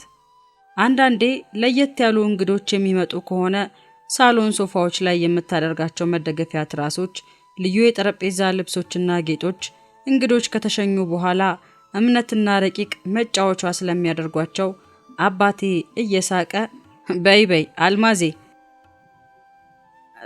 አልማዜ አይተንልሻል፣ ይበቃናል ቤት ማስጌጡ፣ ልጆቹ ይጫወቱ ይላት ነበር። ናዝሬት ላያቸው በሄድኩ ቁጥር ወይንም እነሱ አዲስ አበባ ሲመጡ በናፍቆት ላይ መንጠላጠል፣ እያቀፉ ጉንጮቼን መሳም፣ በግራና በቀኝ አብረውኝ መቀመጥ የማይቀር ነው። እኔ ስሄድ ደግሞ ተራዊ ወላጆቼ ይሆናል። አባቴ ጥሩና አባታዊ ፍቅር በመስጠት ረገድ በጥበቡ አለመኖር የነበረውን ክፍተት ብዙ ሸፍኖልኛል። ፋሲካን ውለን እንደ ነገ ወደ አዲስ አበባ ልንመለስ ከእራት በኋላ ወደ የመኝታችን መሄጃችን ላይ ነው። ልጆቼን ጸልዬና ስሜ ሲነጋ ወደ አዲስ አበባ እንደምመለስ ነግሬ አስተኝቻቸዋለሁ። እኛም የቤተሰብ ጸሎታችንን ጨርሰን በአካባቢው የሌለው መስሏት እናቴ ድምጿን ዝቅ አድርጋ ለጓደኛዬ እንዲህ ስትል ሰማኋት። ሶፊዬ እባክሽን ለአንዳንድ ጉዳይ የማውለው ገንዘብ ስለቸገረኝ የወርቅ ጌጦች አሉኝ ወስደሽ ብትሸጭልኝ። ጆሮዬ በሰማው ነገር ልቤ በትልቅ ሐዘን ተመታ። እምባዬ ድቅን አለ። ብቻ በአምላኬ ፊት በአስቸኳይ መንበርከክ ፈለግኩ። ሌሊቱ እስኪነጋ ከተንበረከኩበት አልተነሳሁም።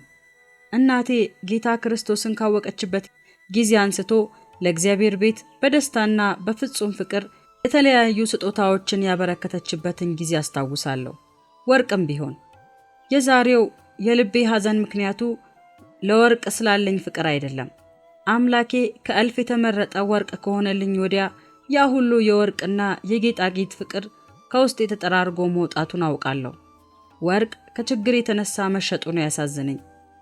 ወላጆቼ በሚችሉት ሁሉ እኔን ለመርዳት የኔንና የጥበቡን ልጆች በሚያሳድጉበት በዚህ ጊዜ በመሆኑ ቁስሌን ክፉኛ አነካካው።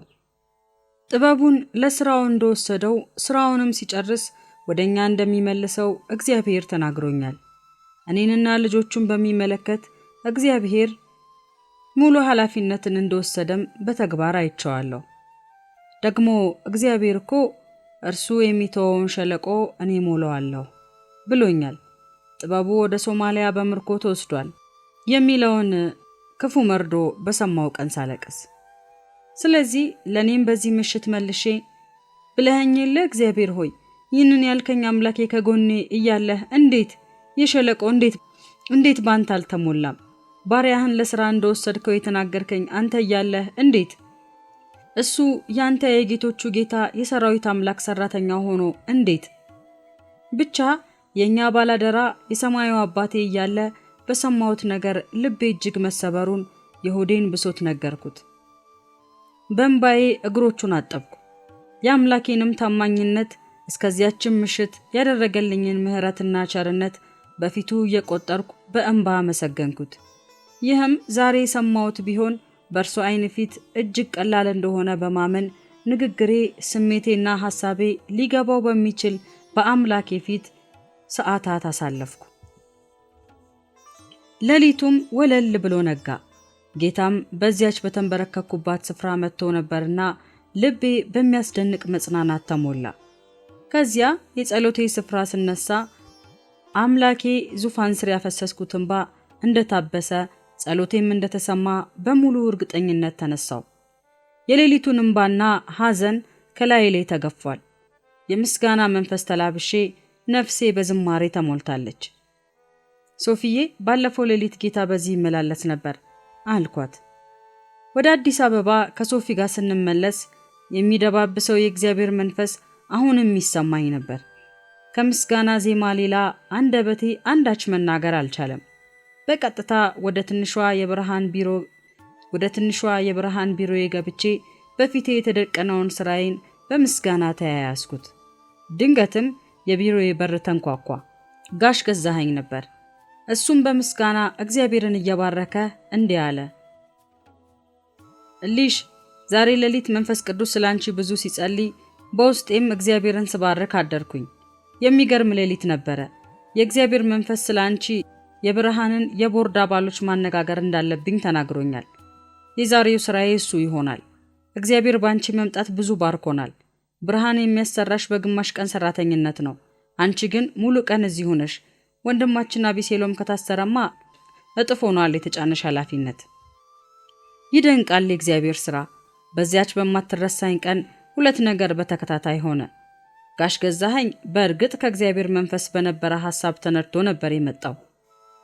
ሲመለስ የብርሃን የቦርድ አባላት እኔን ሙሉ ጊዜ ሰራተኛቸው አድርገው የወር ደሞዜ በእጥፍ ከፍ እንዲል ወሰኑ።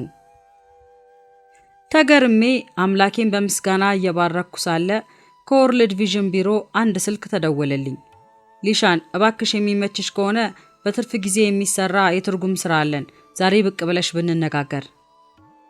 ስራው ልጆቻቸውን ለማሳደግና ለማስተማር የገንዘብ ድጎማ ላደረጉላቸው አሜሪካውያን በአማርኛ የሚጽፉትን ደብዳቤ ወደ እንግሊዘኛ መመለስ። ወርልድ ቪዥን ሄጄ ስራውን በዚያኑ ቀን ተረክቤ ተመለስኩ። የእግዚአብሔር ቃል ማታ ለቅሶ ይሆናል፣ ጠዋት ግን ደስታ ያለው ትዝ አለኝ። ያለፈውን ሌሊት ለቅሶዬን ወደ ደስታ የለወጠልኝን አምላኬን እያመሰገንኩ በ33 ቁጥር አውቶቡስ ሳላውቀው አንቆርጫ ቤታችን ደረስኩ። ከዚያን ቀን በኋላ የወር ገቢዬን ከዚሁ በፊት የሰራሁባቸውን መስሪያ ቤቶች 3 ጊዜ የሚያጠፍ ሆነ። አምላኬም እንደተናገረኝ ጥበቡ የተወውን ሸለቆ በድንቅ እየሞላውና በአባትነቱ እየሸፈነው አኖረን። ምስኪኖችን ትሰበስብልኝ ዘንድ የኔ ውድ ጥበቡ ደናን ወይኒ ቤት ለታጎረው ምስኪን ሕዝብ ቀኑን ሙሉ በእግዚአብሔር ጸጋና ኃይል ማድረግ ስለቻለው ሁሉ እያሰበ እግዚአብሔር ሆይ ምስኪኖችን ያልከኝ እነዚህን ማለትህ ነው? በእርግጥ እግዚአብሔር ሆይ ይህ ካንተ ብቻ ምሕረት የሚያሻው ምስኪን ሕዝብ ነው። ለዓላማህ በዚህ ስለተገኘው አመሰግናለሁ። ያ ምስኪን ሕዝብ ሕፃን፣ ሴት፣ አሮጊት፣ ሽማግሌ በአይነ ህሊናው እያለፈ እግዚአብሔር ሆይ እነዚህን ሁሉም ምስኪኖች ናቸው። የዚህን ህዝብ መከራ ተካፋይ አድርገኸኛልና እውነት አገልጋይ ሆኜ እንድገኝ እርዳኝ። በዚህ ሐሳብ ውስጥ እያለ ቀን ላይ አንድ የሰማው ጭምጭምታ ትውስ አለው። እስረኞቹን ከደናን ወደ ሌላ ቦታ የማንቀሳቀስ ጭምጭምታ። ወዴት ሊወስዱት ይሆን ይህንን መከረኛና ምስኪን ህዝብ? ወሬው እውን ሆነ። ከባድ የጭነት መኪናዎች ሶማሌዎቹ አቅርበው እስረኛውን እያጣደፉ ይጭኑት ገባ። ግን ወዴት? ጉዞ የተጀመረው ማታ ሆን ተብሎ ነው። ያለ ምርጫው ተገዶ ለሌላ ፍዳ የተጫነው ህዝብ አቅጣጫውን መለየት እንዳይችል ተፈልጎ ነው። ጥበቡና ልጆቹ ሴቶችና ህመሟን ወደ ኋላ በሁለተኛውና በሶስተኛው ቀን የተወሰዱት።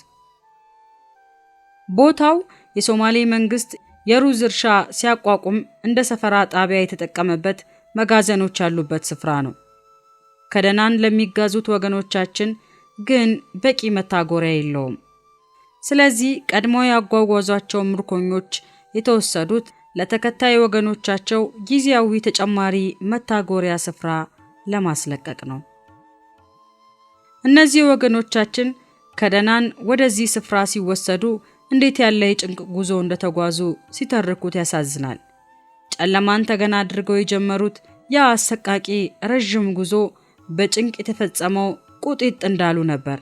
ቆሞ ማየት ለሽንትም ሆነ ለመጸዳዳት ከተጫኑበት መውረድ ሳይፈቀድላቸው በተቅማጥና በሆድ ህመም የተያዙ ሰዎች መኖራቸው እየታወቀ ህይወት እንዳላቸው የሰው ልጆች ሳይሆን በድንና ነፍስ አልባ ነገሮች የጫኑ ይመስል ያን ህዝብ ይዘው ወደማያውቀው ስፍራ ነጎዱ።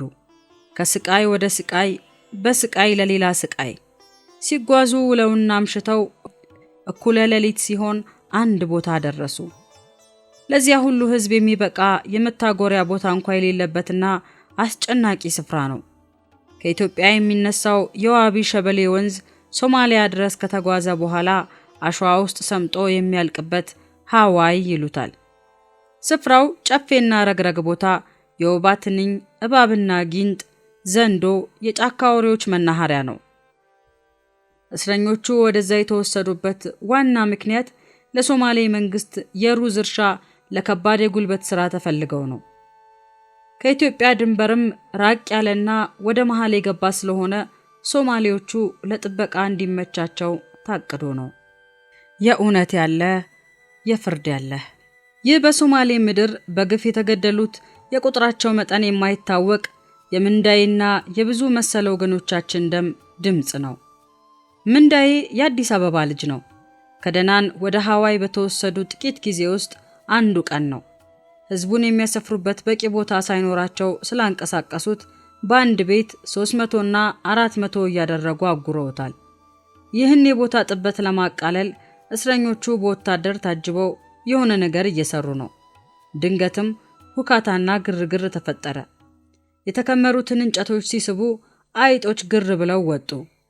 ምንዳይ በትልቅ ድንጋጤ በርግጎ ከአይጦቹ ለመሸሽ ባደረገው ሙከራ ወታደሩን ሳያውቅ ገፍትሮ ጣለው። በስፍራው የነበረው አቶ ተስፋዬ በለጠ በዕለቱ ስለተከሰተው ዘግናኝ ሁኔታ እንዲህ አለ። ምንዳይ በዚያ መልኩ የበረገገው የአዲስ አበባ ልጅ በመሆኑና አይጦች በዚያ መጠን አይቶ ስለማያውቅ ነበር። ወታደሩን ደጋግፈን አነሳ ነው፣ መሳሪያውንም ሰጠ ነው። ወታደሩ ግን መሳሪያውን ሊቀማኝና ሊያመልጥ ነበረ ሲል በሐሰት ሁኔታውን ከሩቅ ያይ ለነበረ ኡስማን ቡር ለሚባል መቶ አለቃ ነገረው። ቋንቋውን የሚያውቁ ሰዎች ለመቶ አለቃው ሊያስረዱ ሞከሩ። እኔም በእንግሊዘኛ እንዳስተረጉም ተጠራው። ቁጭ ባልንበት ግን የፊጥኝ የታሰረው ምንዳይ በጥይት ተገደለ። እሱ የፊጥኝ ታስሮ እፊታችን ሲገደል እኔ በከባድ የራስ ምታት ከዚያ ቀን ጀምሮ ታመምኩ። ለምንም አይነት መድኃኒት ያቃተ ልጁ በተገደለበት ሰዓት እየለየ የሚመጣ ከባድ የራስ ምታት በሽታ ነበር። በዚያ ከባድ ራስ ምታት እየታመምኩ ሳለ አንድ ጊዜ ለህፃናት የሚሰጥ ነፃ ቴምር መጣ። ተስፋዬ ቴምሩን ከሚያድሉት ሰዎች መሃል አንተም መድቤሃለሁ አለኝ። ሰዓት ጠብቆ እንባዬ እንደ ዝናብ ለሚያንዥቀዥቀው ራስ ምታት ዶክተር ጥበቡ የተጠቀመበት ሳይኮሎጂ እሱን ነበር። ከልጆቹ ጋር እየተንጫጩ ቴምር ማደል። ያን ቴምር በየቀኑ በማደል ስራ ውስጥ ተሰማርቼ ሳለው አንድ ቀን ያ ሲያሰቃየኝ የኖረው ራስ ምታት ከላይ ላይ ተገፎ አገኘሁት። ሌሎች ወገኖቻችን የአእምሮ በሽተኞች ሆነው ሀገር ስንገባ ቀጥታ ወደ አማኑኤል ሆስፒታል የተወሰዱ አሉ። እኔ ግን ዛሬ ዘመን ተጨምሮልኝ ባለ አእምሮ ሆኜ በሀገር አቀፍ ኃላፊነት ቤተክርስቲያንን አገለግላለሁ። እኔን ባዩ ቁጥር የቃለ ሕይወት ቤተክርስቲያን መሪዎች ዶክተር ጥበቡን ብዙ ያመሰግናሉ። እዚያ ሳለን ብዙ ጊዜ ተስፋ እየቆረጥኩ በግራ በቀኝ የሚሞቱትንም እያየው አየኔ ነገር ከዚህ ሁኔታ ማን ሊያወጣኝ ይችላል? በቃ እዚሁ ሞቼ መቅረቴ ነው ብያለሁ። ይሄን ደግሞ እኔ ብቻ ሳልሆን ብዙዎቹ ብለውታል።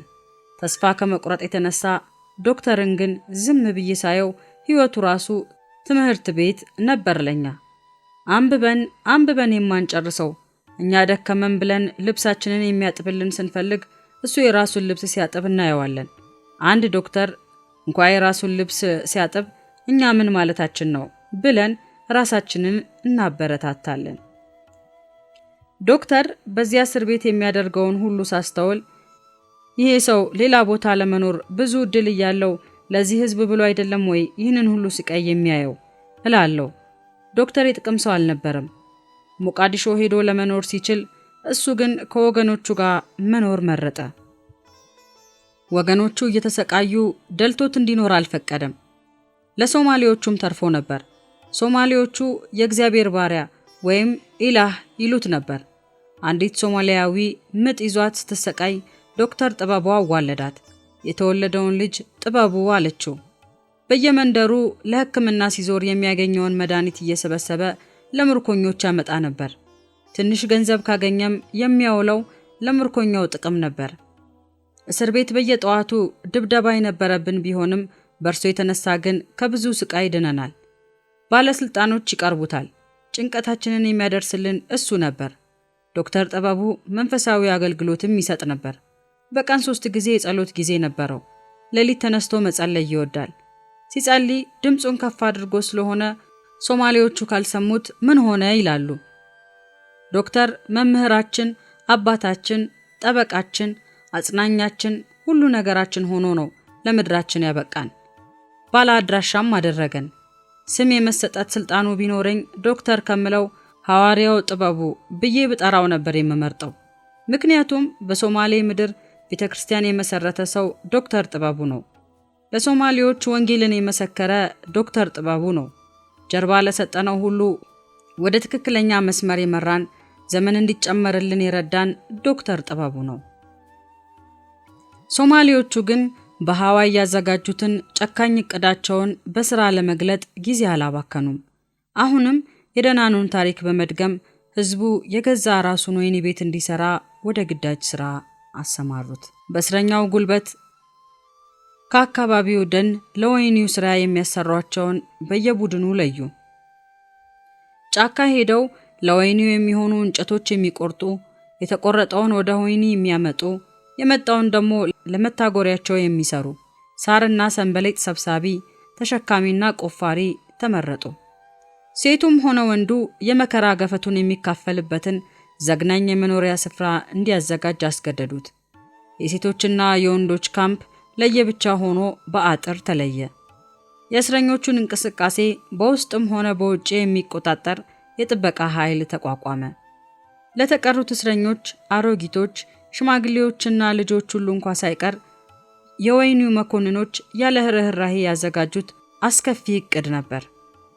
በየጠዋቱ እያሰለፉ በሩዝ እርሻው ላይ ለጉልበት ሥራ ማሰማራት።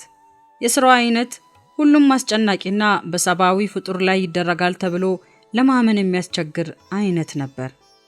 ትልልቆቹን ሴቶችና ወንዶች እስከ ወገብ በሚደርስ ረግረግ ውሃ ውስጥ የሩዝ እርሻ ላይ ቀኑን ሙሉ ያሰሯቸዋል። ልጆች ደግሞ በእርሻው ላይ የሰማይ አዕዋፍ እንዳያርፉ ሲያባርሩ ይውላሉ። የጠዋቱ ቁር፣ የቀኑ ሐሩር፣ ፀሐይ የሚፈራረቅበት ያ ህዝብ ሲደክመው ማረፍ አይፈቀድለትም። ማለዳ የሚዘፈቅበት እንደ በረዶ የሚቀዘቅዝ ረግረግ ውሃ በላዩ ሰፍሮ ካደረው የወባ ትንኝ ሰራዊት ጋር እስረኞቹን ይረከቧቸዋል። ረፋዱ ላይ እያገረረ ለሚመጣው ሙቀት ያቀብሏቸዋል። ከፀሐዩ ግለት ለጥቂት ጊዜ እንኳን መጠለል እንዳይችሉ ደግነው የሚጠባበቋቸው ጨካኝ ወታደሮች በአይነ ቁራኛ ይከታተሏቸዋል። እንዲያውም ለግመሃል በሚል ሰበብ ሌሎችም አይተው መቀጣጫ እንዲሆኑ አንዳንዶቹን እያወጡ የሚፈጽሙባቸው የቅጣት አይነት ለመግለጽ ይሰቀጥጣል።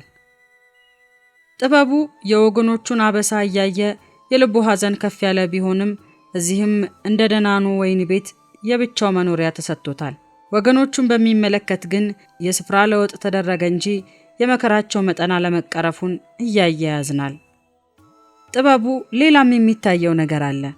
መከራው ሳያንሰው ያን ሕዝብ በአጣዳፊ ሞት ሊረፈረፍ የሚችል እንደ አስፈሪ ጥቁር ደመና ያቆረዘዘ ከባድ የጤና ችግር በዚያ እስር ቤት ላይ የሚያንዣብበው የበሽታ አይነት እጅግ አሳስቦታል። ስለዚህም የሚከሰተውን ችግር የሚቋቋምበት ቅድመ ዝግጅት ከወዲሁ ለማድረግ ቆርጦ ተነሳ። ሐዋይ እንደደረሰ የመጀመሪያ ስራው ያደረገው የወህኒውን ክሊኒክ ማቋቋም ነው። አብሮት በትጋትና በህብረት የሚሰራው የቀብሪ ዳሃሮ ሆስፒታል ቡድን አሁንም እንዳለ ነው። ቡድኑ አንድ ጤና መኮንን፣ 3 ነርሶች፣ የላብ ቴክኒሽያንና የጤና ረዳቶች አሉት። ጤና መኮንኑ የተያዘው ከደጋሃቡር ሲሆን 3ቱ ነርሶችና የተቀሩት በሙሉ ከቀብሪ ዳሃር ነበሩ። የጥበቡን ማንነት ከደናን እስከ ሐዋይ ፈትነው አይተውታል። ለህዝቡ የሚያደርገውን ተጋድሎ ሙሉ በሙሉ የሚደግፉትና አይዞ የሚሉት አጋሮቹ ነበሩ። የሐዋይ እስር ቤት የመጀመሪያው የዝናብ ወራት በዚያው መከረኛ ህዝብ ላይ ሌላ መከራ ጨምሮበታል። በሳርና ሰንበሌጥ ክዳን የተሸፈነው የመታጎሪያው ጣሪያ ዶፉን በእስረኛው ላይ ይለቀው ጀመር። ቀን እንደዚያ ባለ የሥራ ድካም የዋለ ህዝብ ሌሊት ጎኑን ለጥቂት ሰዓት እንኳን ማሳረፊያ አጣ። ወህኒው ያለበት ረባዳማ ቦታ ላይ ስለነበር ዝናቡ ባጠራቀመው ውሃ ደጁና አካባቢው በጭቃ ተዋጠ። የወህኒው ምግብ አቅራቢ ትላልቅ የጦር ሰራዊት የጭነት መኪናዎች ሐዋይ መድረስ አልቻሉም። ያደረጉት ሙከራ ወህኒው የነበረውን ደካማ የመገናኛ መንገድ ወደ ማጥ ጭቃ ለወጠው። በጥራቱ እጅግ ደካማ የነበረው ያም የተለመደው ምግብ ተብየው እንኳ ለዚያ መከረኛ ህዝብ መሰጠቱ ቀረ። የምግብ እጦቱ፣ የንጽህናና የጽዳት ጉለቱ፣ የወባ ትንኞቹ ህዝቡን ለተላላፊ በሽታ ለተቅማጥና ለትውከት አሳልፎ ሰጠው። በተቅማጥ ምክንያት ራሱን ለመርዳት ወደ ውጭ ወጥቶ በጠመንጃ ስለተረሸነው አንድ ሰው ጥበቡ እንዲህ ብሎ ነበር። ሙሉ ሰው ነው፣ ወደ 40 ዓመት የሚሆነው፣ ስሙ በላይ ይባላል። ተቅማጥ ይዞት በእርምጃው ጠደፍ እያለ ወደ ጓሮ ይሄዳል። የወህኒው ዙሪያ ገና አልታጠረም። ሰውም ለመጸዳዳት ስፍራ ስላልተዘጋጀለት የሚወጣው በየወህኒው ጓሮ ነበር። በላይ ተቅማጥ አጣድፎታል። በዚያው መጠን እግሮቹ ይጣደፋሉ፣ ምቹ ስፍራ አግኝተው እስኪቆሙ። የወህኒው ወታደር ጥድፊያውን አየ። ጥላቻውም በቀሉን ለመወጣት ምቹ ጊዜም አገኘ። ቁም ነው የምልህ፣ ባትቆም ጭንቅላትህን ነው በጥይት የማፈርስልህ። በፍርሃትና በመንቀጥቀጥ በላይ ቆመ። ልታመልጥ ነበር አይደል ሐሳብህ? ተይዘሃል። ከጄ ማን ነው የሚያስጥልህ? አረ ፈጽሞ አይደለም፣ ሆዴ ታሞ ለመጸዳዳት ወጥቼ ነው። ወታደሩ ኦጋዴን የነበረ ሶማሌ ነው። ለእርሱ ጥሩ የበቀል መወጫ ዕድል ነው።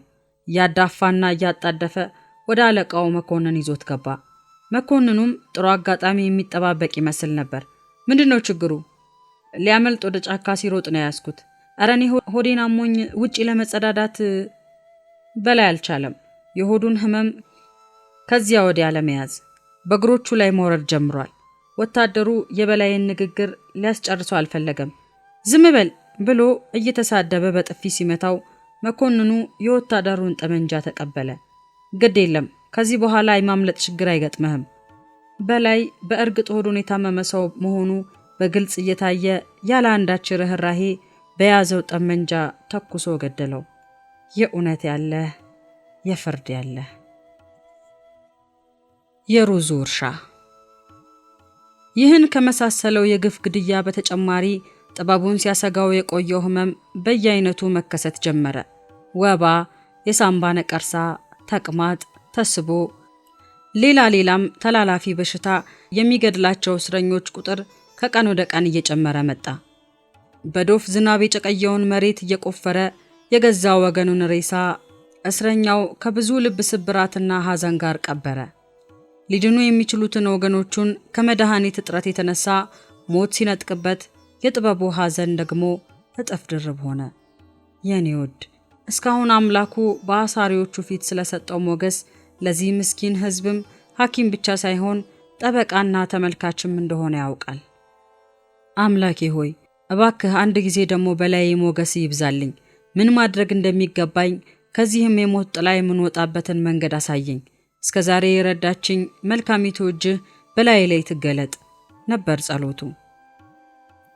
የህመምተኛውና የመድኃኒቱ መጠን አልተመጣጠኑም።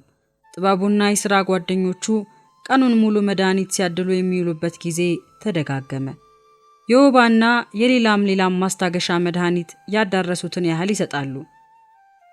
ጥበቡ ግን ከመድኃኒት እደላው ይልቅ የታየው የተሻለ መንገድ አለ።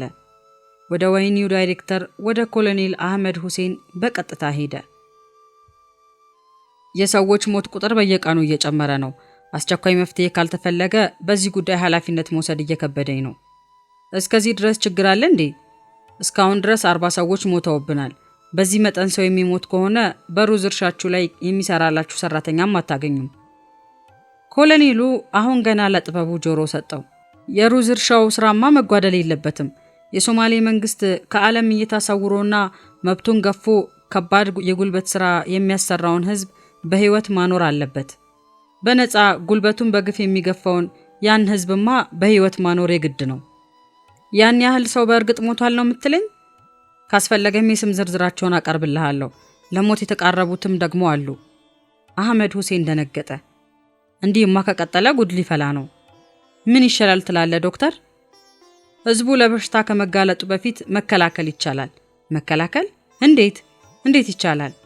አካባቢውን በማጽዳትና የህዝቡን ንጽህና በመጠበቅ ልብሶቻቸውን በበርሜል በመቀቀል መከላከል ይቻላል። በተቅማጥ ለሚተላለፈው በሽታ ክዳን ያላቸው መጸዳጃዎች ይሰሩ። የምግብ ማብሰያውም ስፍራ አንድ የተላላፊ በሽታ ጎሬ ስለሆነ ጽዳቱ የተጠበቀ ሊሆን ይገባል። እነዚህ በአስቸኳይ በተግባር ካልዋሉ በዚህ ወህኒ ቤት ሞት እያንዣበበ ነው። የሚጠብቀንም አስከፊ ነገር ነው። አሁንም ህመሙ ለተከሰተባቸው ሰዎች አስፈላጊ ማስታገሻ መድኃኒቶች በአስቸኳይ ካልደረሱልን እልቂቱ ይቀጥላል። አህመድ ሁሴን ከጥበቡ በሚፈልቀው ሐሳብ እየተደነቀ ለዚህ ከባድ ችግር መፍትሄ ሊገኝ መቻሉንም ከዚህ አስገራሚ ሰው በመስማቱ ከድንጋጤው መለስ ብሏል። እሺ ዶክተር፣ ስራው በአፋጣኝ ይጀምራል። ያልካቸውንም የመድኃኒት ዝርዝሮች ብታቀርብልኝ በአስቸኳይ እንዲደርስ አደርጋለሁ። ኮሎኔል ሁሴን በጥበቡ የቀረበለትን ሐሳብ ተግባራዊ አድርጎታል። በሃዋይ ካምፕ ውስጥ መጠነኛ መሻሻልም አስከትሏል። ለዚህም ጥበቡ እንደ ልማዱ አምላኩን ተንበርክኮ አመስግኖታል። በዚህም ሰው ፊት ስለሰጠው ሞገስ በወገኖቹና ምህረት በማያውቁት አሳሪዎቻቸው ጥበቡን እንደ መካከለኛ ሰው አድርጎ ያስቀመጠውንም የእግዚአብሔርን መለኮታዊ ሐሳብ በሚገባ ተረድቶታል። እግዚአብሔር ሆይ ለዚህ ሕዝብ ያለኝን ተልእኮ በታማኝነት እንድወጣ አሁንም ጸጋው ይርዳኝ የመጨረሻ ጸሎቱ ነበር። በዚያ ምሽት የጥበቡ የሕክምና ሙያ ተገልጋዮች በሃዋይ ወህኒ ቤት ያሉት ወገኖቹ ብቻ አልነበሩም። የአካባቢው ነዋሪ ሶማሌዎችም በእርሱ እንዲታከሙ ወታደሮቹ ይዘውት ይወጣሉ። ጥበቡ ከሰይጣን ሌላ ጠላት የለውም። ሶማሌዎቹም ቢሆኑ ጥበቡ እንደ ጠላቶቹ እንደማያያቸው አውቀውታል።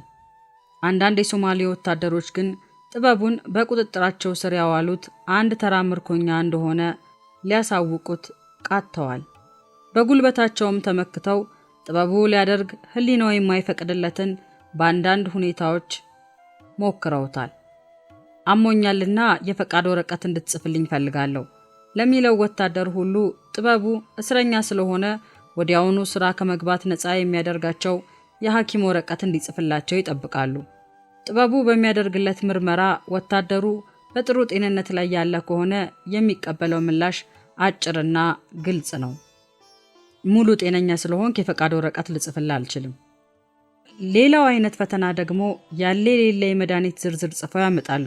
በተጠቀሰው መሰረት መረከብህን ፈርመህ ተቀበለን ይሉታል። እነርሱ ባሉበት ካርቶኑን ከፍቶ ሲታይ ግን ከዚያ ዝርዝር ከግማሽ በላይ በቁጥርም ሆነ በአይነት ጎሎ ጥበቡ ስለሚያገኘው መልሱ የተቀበልኩትን ትክክለኛ መድኃኒት አይነትና ቁጥር እንጂ ባልተረከብኩት ነገር ልታስፈርሙኝ አትችሉም። አንዳንድ ወታደሮች የጥበቡ ሕይወት በእነርሱ እጅ እንደሆነች ያስባሉ። የአንዳንዶቹም ዛቻና ቁጣ ቆይ ብቻ ሌሊት እንገናኛለን አይነት ይመስል ነበር። ጥበቡ ኃይለ ሥላሴ ግን ሕይወቱ በአምላኩ እጅ እንደሆነች የሚያምን ስለሆነ ለእንዲህ አይነቱ ዛቻ እንደማይንበረከክ ደናንም ሆነ ሐዋይ ታውቋል። በእርግጥም ሕይወቱ በእግዚአብሔር እጅ ስላለች እንጂ በምሽትና በውድቅት በሽተኛ ኢልን እያሉ ከካምፑ ውጭ የሚወስዱት ወታደሮችም ነበሩ እኮ። ሊያመልጥ ሲሮጥ ገደልኩት በሚል ሰበብ ቁጥሩ ጥቂት ያይደለ ወገን እንደ ምንዳይና እንደ በላይ ቀርቶ የለ። ዋቢ ሸበሌ። ጥበቡ ከእውነት ውጪ ሌላ ሕይወት እንደሌለው ሶማሌዎቹ እየገባቸው መጥተዋል። በአንጻሩ ደግሞ በገዛ አለቆቻቸውና መኮንኖቻቸው ዘንድ ኢትዮጵያዊው ምርኮኛ ሐኪም ተደማጭነቱ ከፍተኛ መሆኑን አይተዋል። ከመኮንኖቹ ጋር አብሮ እንዲበላ ሻይ እንዲጠጣ ይጋብዙታል። አለቆቻቸው ከሞቃዲሾ ካምፑን ለመጎብኘት ሲመጡም አብሯቸው እንዲቀመጥ ይጠሩታል። ከመኮንኖቻቸው ይልቅ ከሱ መስማት ይፈልጋሉ። በተለይ የሁሉም የበላይ አዛዥ ጀነራል እስማኤል ምን ችግር አለ እንድሰማው የምትፈልገው የመድኃኒት የምግብ ይሉታል። ብቻ የሆነ ሞገስና ተወዳጅነት በጠላቶቹ ፊት ማግኘቱ እየጎላ መጥቷል። የሐዋይ ካምፕ ስራ አሁንም አልቆ አላለቀም። የእስረኞች ወገኖቻችን ጉልበት ለዛፍ ቆረጣውና ሸክማቸው መበዝበዙ ቀጥሏል። እስረኞቹ ባቆሟቸው ግድግዳዎች ላይ እንጨትና ማገር ለመጨመር ነው ስበቡ።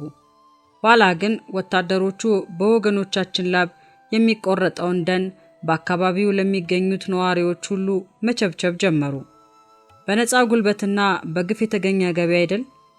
እነርሱን ምን ቸገራቸው?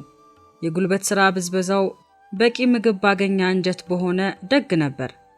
ዓመቱ በገፋ ቁጥር ለእስረኞች ወገኖቻችን የሚታደለው ምግብ ከቀን ወደ ቀን እየተመናመነ ከሄደ ወራት ሆኖታል። ሕፃን ሽማግሌው፣ ሴት ወንዱ ያለ በቂ ምግብ ለተለያየ የበሽታ አይነት ተጋለጠ። ሞት ጨካኝ ማጨጃውን ይዞ መግባት ሲጀምር ጥበቡ ተጨነቀ። በአምላኩ ፊት ተንበርክኮ መላና ምሪት ፍለጋ ጸለየ። ከጸሎቱ በኋላ እግሮቹ ሲጣደፉ ያገኘው ወደ ካምፑ ዳይሬክተር ወደ ኮሎኔል አህመድ ሁሴን ቢሮ ነው። ህዝቡ በረሃብ አለንጋ እየተገረፈ ነው። አሁንም አስቸኳይ እርምጃ ካልተገኘ በሩዝ እርሻ ላይ የምታስተማራ ሰው አይተርፍህም። አህመድ መስማት የማይፈልገውን ነገር ቢኖር የእስረኞቹን እልቂት ነው። ለእነርሱ አዝኖ ሳይሆን በሕይወት ኖረው የግፍ ጉልበት ሥራ እንዲሰሩ። እናም ደነገጠ። ምን መላለውና ይደነግጥ? ይህንን ከመሰለ ድንጋጤ ባለፈው የጥበቡ ጥበብ ጥቂት አስጉዞት ነበር። ጥሩ ዜና አይደለም የምትነግረኝ ዶክተር። ምን ማድረግ ይሻላል? የምግብ እጥረቱ አሁን በመላው ሶማሊያ ጭምር ነው። አቤት ብልም የሚሰማኝ አላገኝም። ድንገትም ከጥበበኛው ጥበቡ አንደበት የመኮንኑ ጭንቀት የሚያስወግድ መፍትሄ ተገለጠ። የዋቢ ሸበሌ ወንዙ እኮ የሚያመጣቸውን አሳዎች አጥምደን ለህዝቡ ማቅረብ እንችላለን።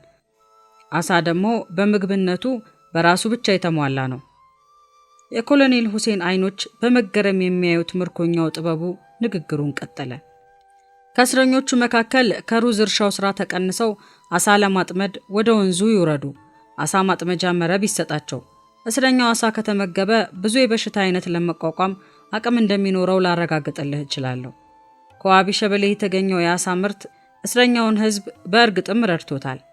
ከብዙ ጉዳት በኋላ ቢሆንም እንኳ ከባሰና አስከፊ ከሆነ እልቂት ጥበቡ ከወገኖቹ ጋር ተርፏል። ለአሳ አጥማጅ ስራ የተለዩት እስረኞችም የሩዝ እርሻው ከባድ የጉልበት ስራ ቀርቶላቸዋል። የዋቢ ሸበሌ አሳዎች ለህዝባችን ጤንነት እጅግ ጠቅመውታል። የቀደመ ጉዳት ያደቀቀው ህዝብ ሆኖ ነው እንጂ። ይህም ሁሉ ሆኖ የሳምባ ነቀርሳውና የወባና ተቅማጡ ኃይል በህዝባችን ላይ እያየለ መጥቷል። ዝንቦችና ልጆች አብረው ይውላሉ። ረግረጉና ጨፌያማው አካባቢ ህዝቡ የሚጠጣው ያልተጣራ ውሃ ሁሉም የበሽታ ፋብሪካ ሆኗል። አንድ ቀን ግን እስካሁን በካምፕ ውስጥ ከተገለጡት የበሽታ አይነቶች ሁሉ የሚከፋውና እጅግ የሚፈራው ኮሌራ ከነሞታ ጀቡ ከተፍ አለ።